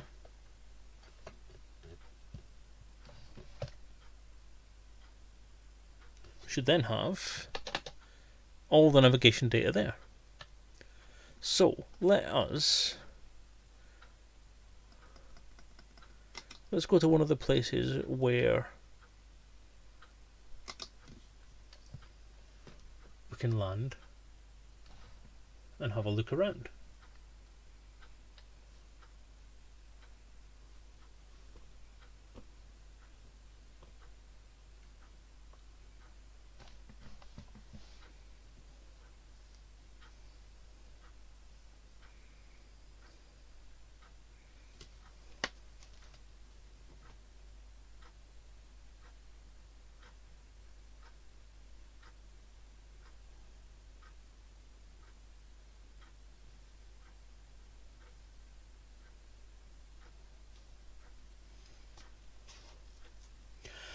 So yeah, Daddy Hoggy, exoplanet hunters now work out what the atmosphere of planets are, not only from luminescence dipping the stars out, but a shift in spectral absorption tells you what gases are in the atmosphere as stars' light passes through it.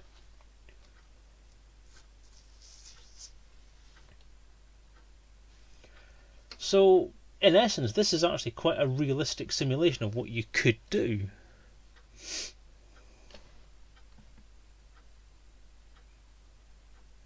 Of how you could actually do this kind of exploration.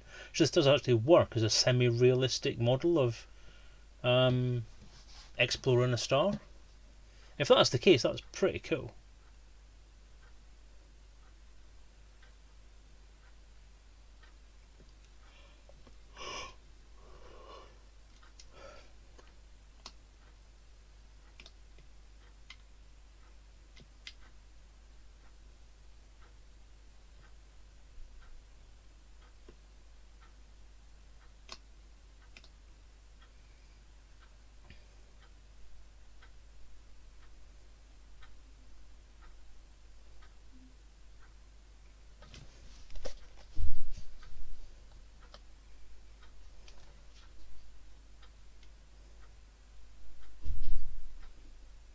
So now we have surface scanners. So I'm now in range with the surface scanner here. I've just pressed the surface scanner button.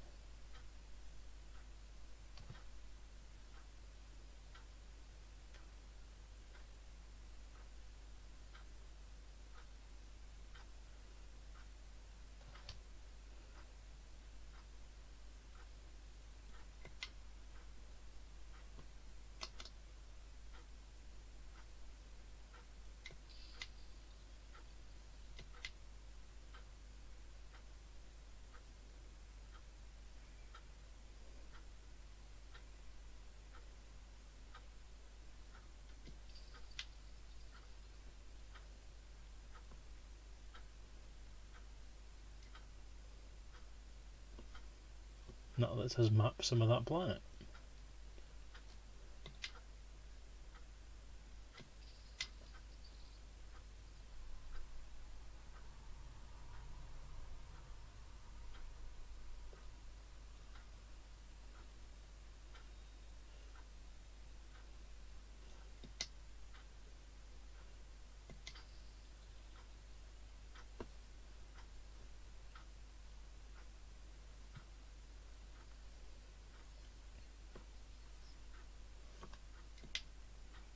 So 100% surface mapped.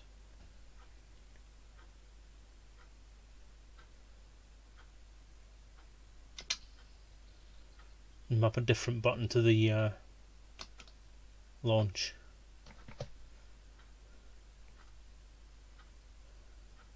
Exit Supercruise.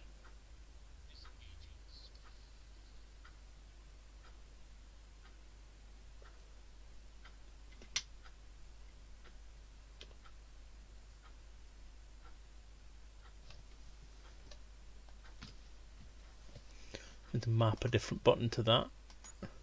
Oops, wrong button. Options. Back to game menu. No. Options, then controls.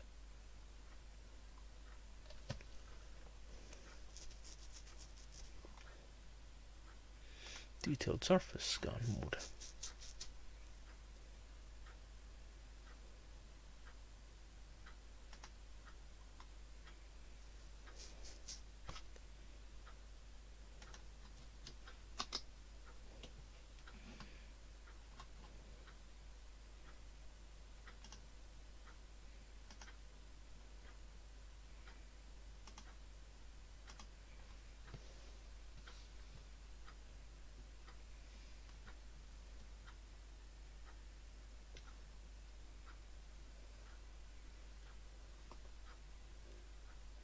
Target.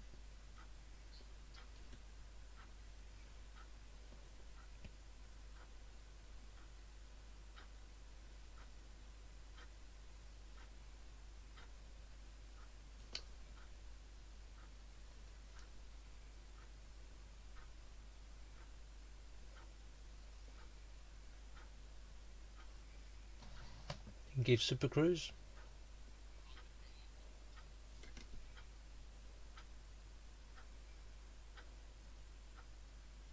Surface signals geological.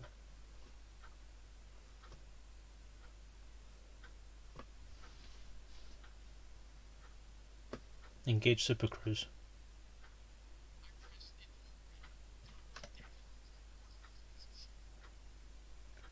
Retract hardpoints.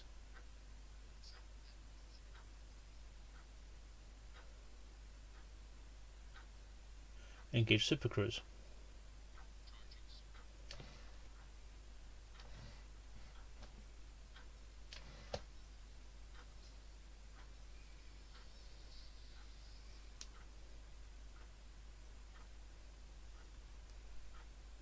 Ooh. Geological surface scan. So shall we look at that?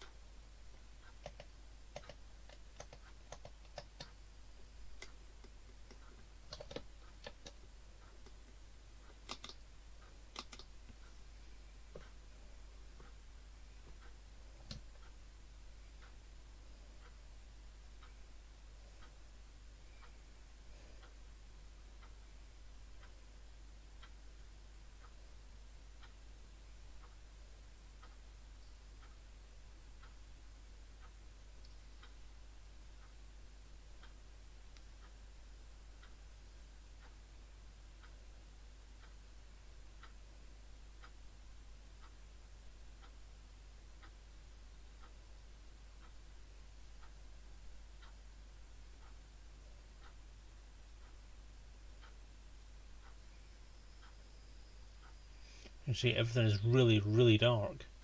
So you don't have the ambient light level increase as you did in the original version. So I'm assuming that once I come out of this glide mode,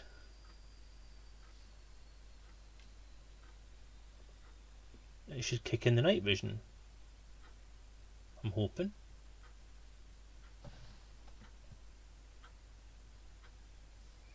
Maybe not.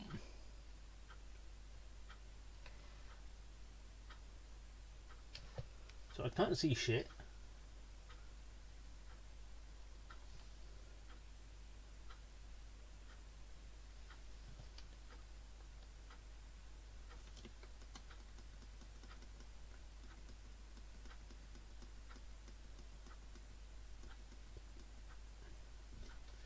So there's probably a new key map for it, so let's have a look.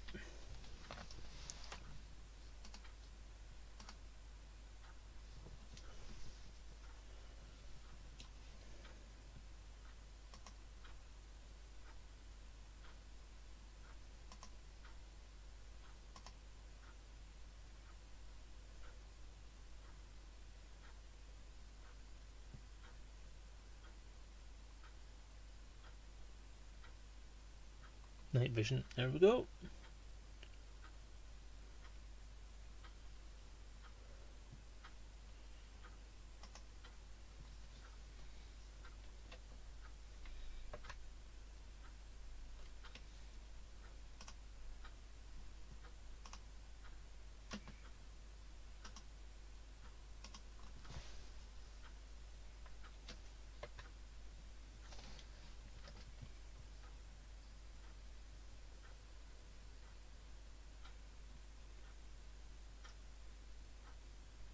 Lights on.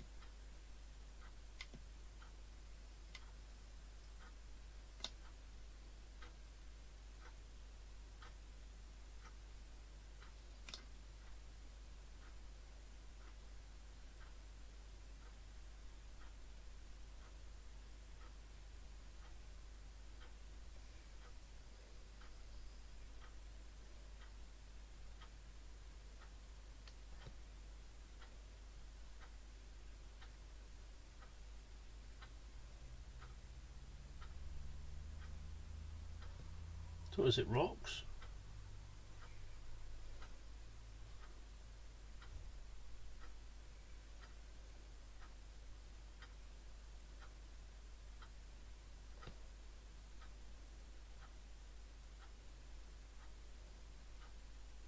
Geodes?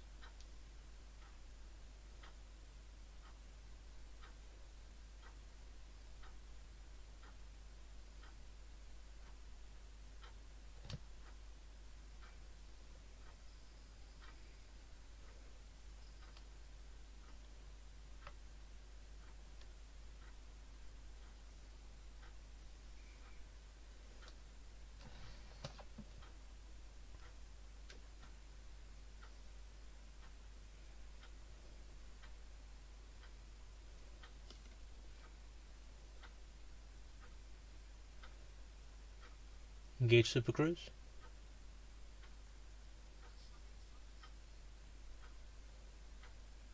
Retract hard points? Engage supercruise?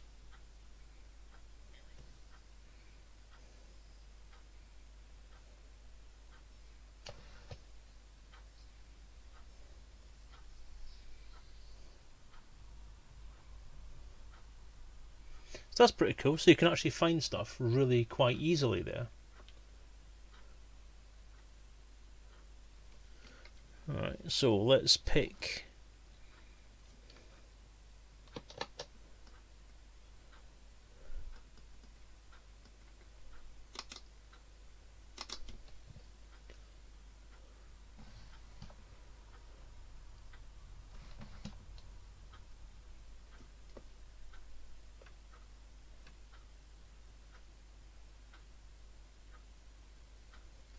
let's go and have a shufty at that one.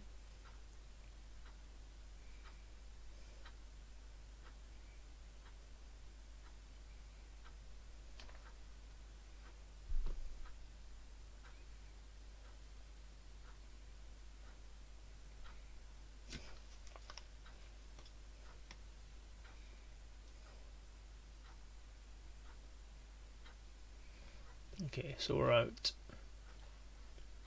Let's just pop round and look at that.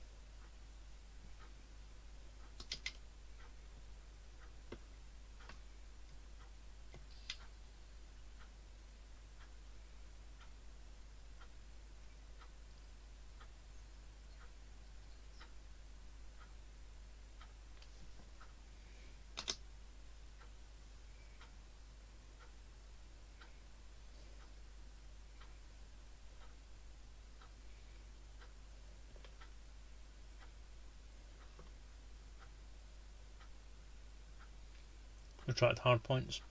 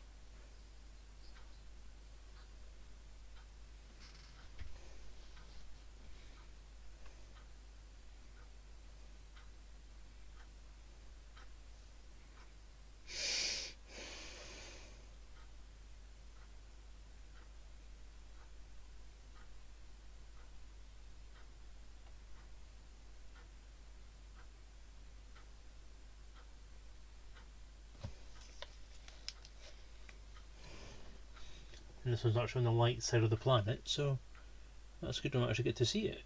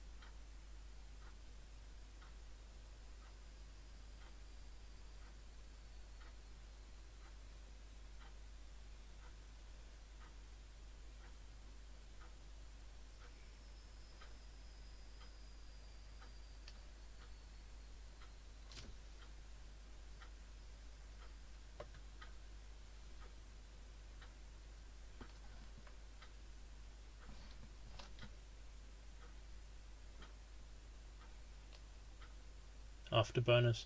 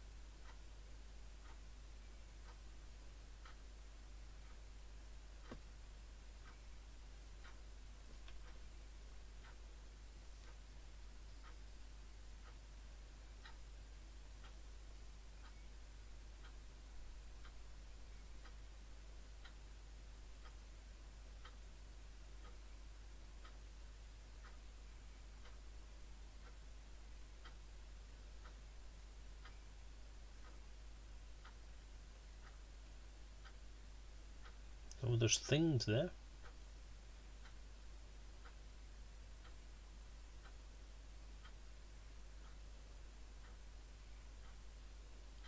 Little red points of light. Are they fire geysers?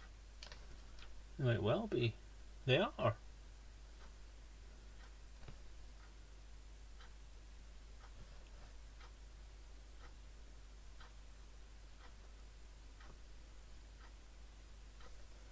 Yeah, little volcanic geysers. Cool. Deploy landing gear.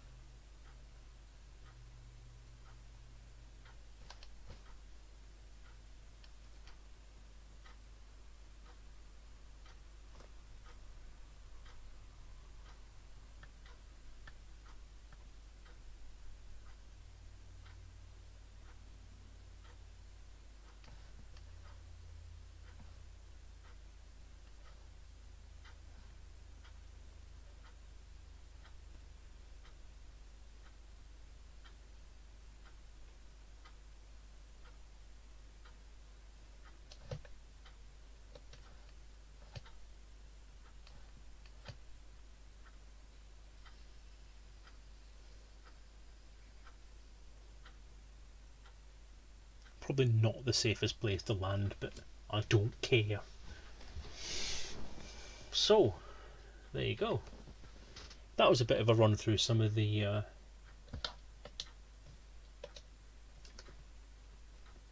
options that we have now in the new versions. So we've got some fire geysers there.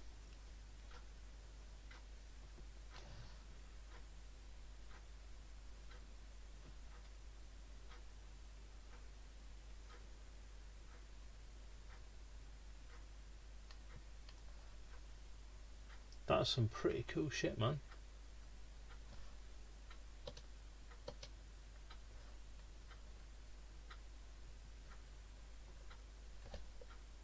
Lights off.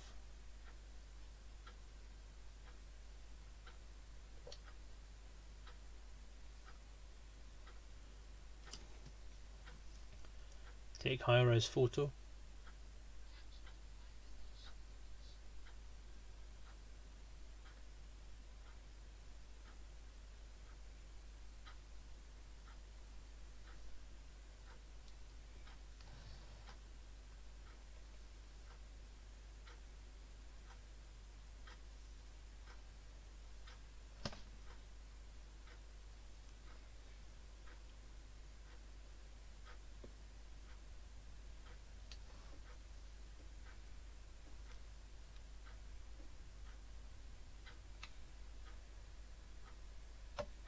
Yeah.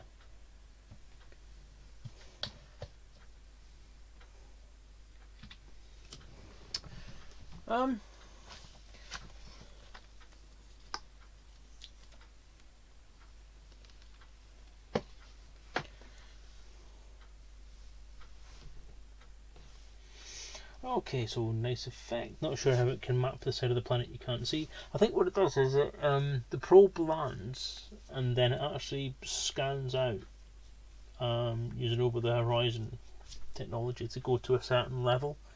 So once it kind of meets, once the circle kind of meets around the back, then it counts it as being 100% complete. Can't work this mapping shit. The galactic map, I can't work out how to get rid of all the blue lines. I've had it with the beta pilot. I don't know what I'm doing, shite. Oh my god, man, seriously? You have no patience, dude. Holy crap.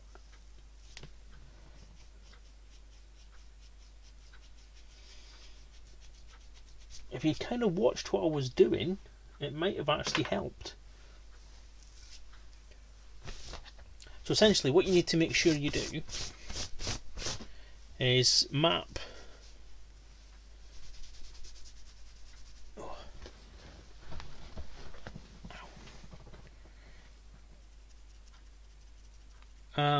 map the keys that you need. I mean, that was a mistake that I obviously made, was because I didn't know what I was doing. I didn't map the keys I was needing to use at the point I need to use them.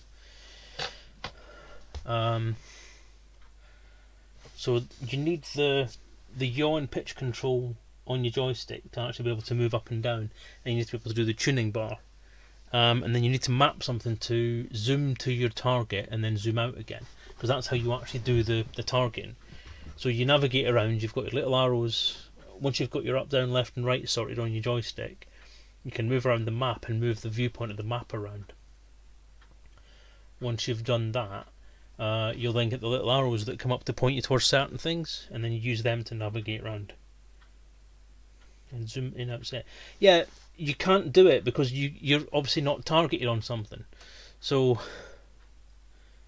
I wonder if I can actually go into it from here. Probably doubt it. Let's give it a go.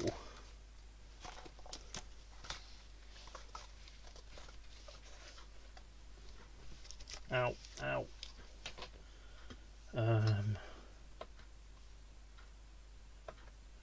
Typical. No. Have a look through the video if it'll help.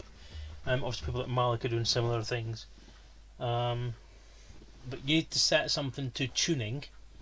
So what axis you want to set on your joystick for tuning the spectral analyzer, and that moves you up and down the spectral analysis bar at the bottom of the screen. So that kind of shows you, the ticks on that will show you where there are things of interest that you need to look for.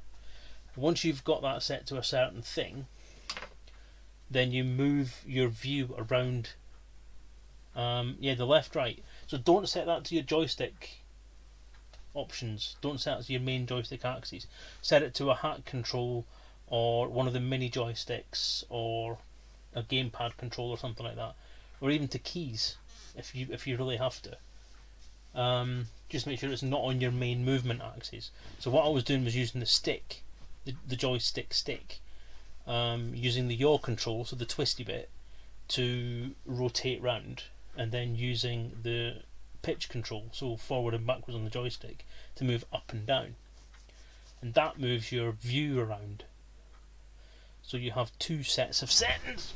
If I just show you, I can actually show you that on the screen at least. Nope, it's that one I want. Go back in for that. I can show you that at least.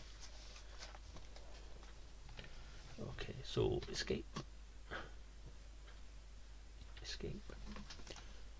Options, controls, full spectrum scanner. So set a key to go into the FSS mode, which is fine. Your camera pitch is joy y-axis, so that is my pitch up and down. So forward and back on the joystick is your camera pitch. So that moves your viewpoint up and down. Camera yaw needs to be set to something either left and right on your joystick, or twisted control left and right on your joystick. So that will move you left and right on the screen. Then you need to set tuning. So tuning is your tuning axis, your spectral analyzer on the bottom. So that's been set to my throttle's nipple controller.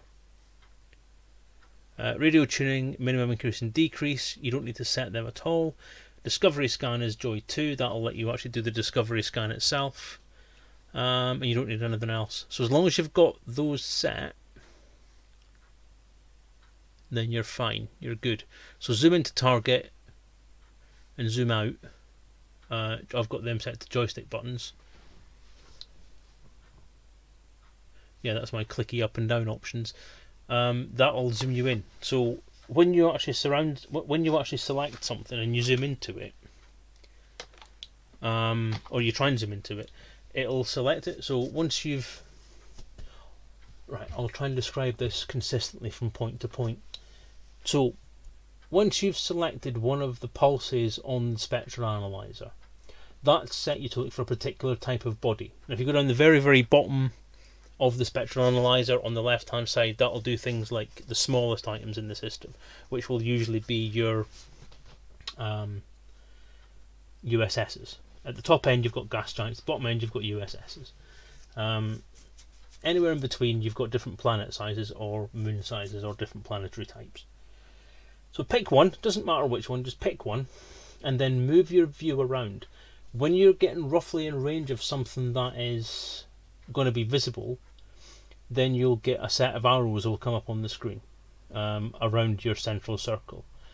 Move them in the direction they indicate. When they start to spread out and become like a fan, that means you're very, very close to what it is. You should be able to see at that point, Nat Pack, it's Nat's right, hello there. You'll be able to see at that point either a solid circle or a dotted circle. If you see a dotted circle, that means you're not quite on the correct item in the spectral analyzer. So you have to then move that up and down again to try and get that circle to be complete. If you are homing in on something and your little fan thing happens and there's no circle, that means you're way off. So for example, you might be set to be looking for USSs and it might be something like a planet or a gas giant that's actually in your circle. So what you then need to do is just move your tuning up and down slowly until you get that dotted circle, which will show you roughly what you need, where you need to be, and then it becomes a solid circle. Once it's a solid circle, you can then zoom in and then you'll see what that item actually is. So there you go. Thank you, Nats. I'm very well, thank you. I've been playing the beta this evening. I'm just trying to explain to Bifford, who has got rather annoyed, how the new FSS works, the scanner. Because it is quite complicated. It's not the most intuitive thing in the world, but it does work quite well.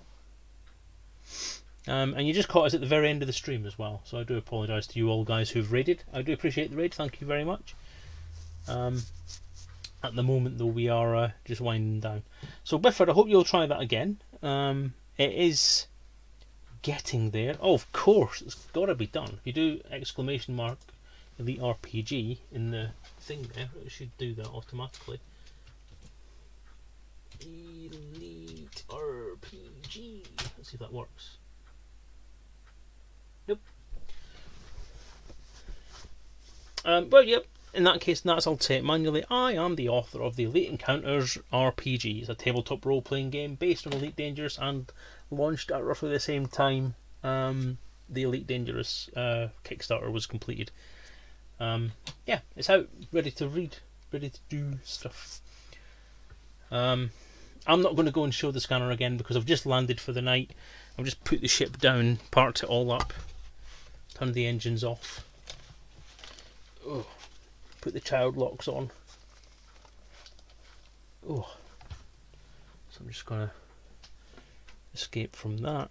So cancel that. Back to game menu and resume. Yeah, I'm not sure this is safe, but it's nice and toasty warm.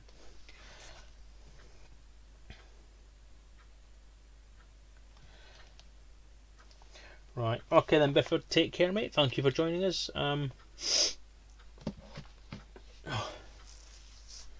Thanks Daddy Huggy. Yeah, the link that Daddy Huggy's put in the chat there is the link to the store where you can buy a copy of the RPG if you don't have one already. If you go to davos.co.uk/elite-RPG, it'll tell you more about the game itself as well, so you can read a bit about it before you decide to buy it if you like. Alternatively, nip onto the store and it should be there. But yeah, so it's been a good couple of hours. I've enjoyed the stream. It's been interesting looking at the new stuff. I think the new exploration stuff is pretty good. Exploring a system now is easier in one way but more difficult in another. Where it was Super Cruise honk, Super Cruise honk, Super Cruise honk before, you've now got something that's a little more interactive to do, to actually scan the entire system and find out what's in it. And it's nice. I actually quite like it, and I think that is going to grow on me quite a lot. As Daddy Hoggy said earlier, it does look like it's actually based on real science as well. So the spectral analysis is based on how exoplanets are actually found and categorised, just taken up to another level. So that is pretty good. It's pretty good if they've kept it scientifically realistic as well. I like that idea. But yeah, nice stuff. And then if you want to actually explore the planet itself, you can fire probes at it and map the surface. And if you get 100% mapping, it'll fill in some of the ground features for you. So for example, where I'm sitting right now, it came up as a geological feature on the planet that I'd just scanned. So I landed on it and decided to have a go at looking at what it is. And lo and behold, I found my first ever geological feature on the surface of a planet, which turns out to be little volcanic vents. Which, as Daddy Hoggy points out,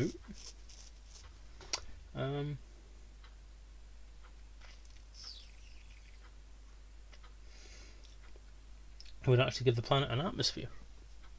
So, well, we'll see. It may have only just started, or maybe man-made, I don't know. So, anyway, unless anyone else has any questions at the moment, I'm going to slope off into the shadows where I belong and go and do the stuff that needs to get done and then go to bed, because it's work tomorrow. It's a school night. So thank you, Daddy Hoggy, Bifford, and anyone else who was watching in the shadows this evening. Thank you, Nats Right, and your people for the raid just at the end there. I'm sorry we're finishing up. We couldn't go on any longer. I hope you've enjoyed what you've seen so far, and if you have, then please pop me a follow and feel free to watch next Wednesday when I'll be doing much the same kind of thing all over again. Yeah, so I hope you've had fun. I hope you've enjoyed your evening. I hope you have a great week, and oops, I don't want to do that. Take care of yourselves. I won't be doing the Elite Encounters RPG with Chaos Dispenser at the weekend because I have a boggle load of stuff on this weekend that I've had to kind of schedule all together. So I'm not going to be online on Sunday at all, but I'll be on next Wednesday again with whatever it is we decide to do. So it may be more Elite Dangerous depending on how the beta goes. Excuse me. Because obviously the second week will bring more stuff to play as well. Alternatively, I might take a look at Alien Isolation. Is it Isolation?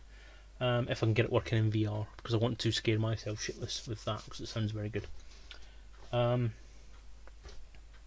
Yeah, and that's it. So take care, everyone. Have a great week. All the best.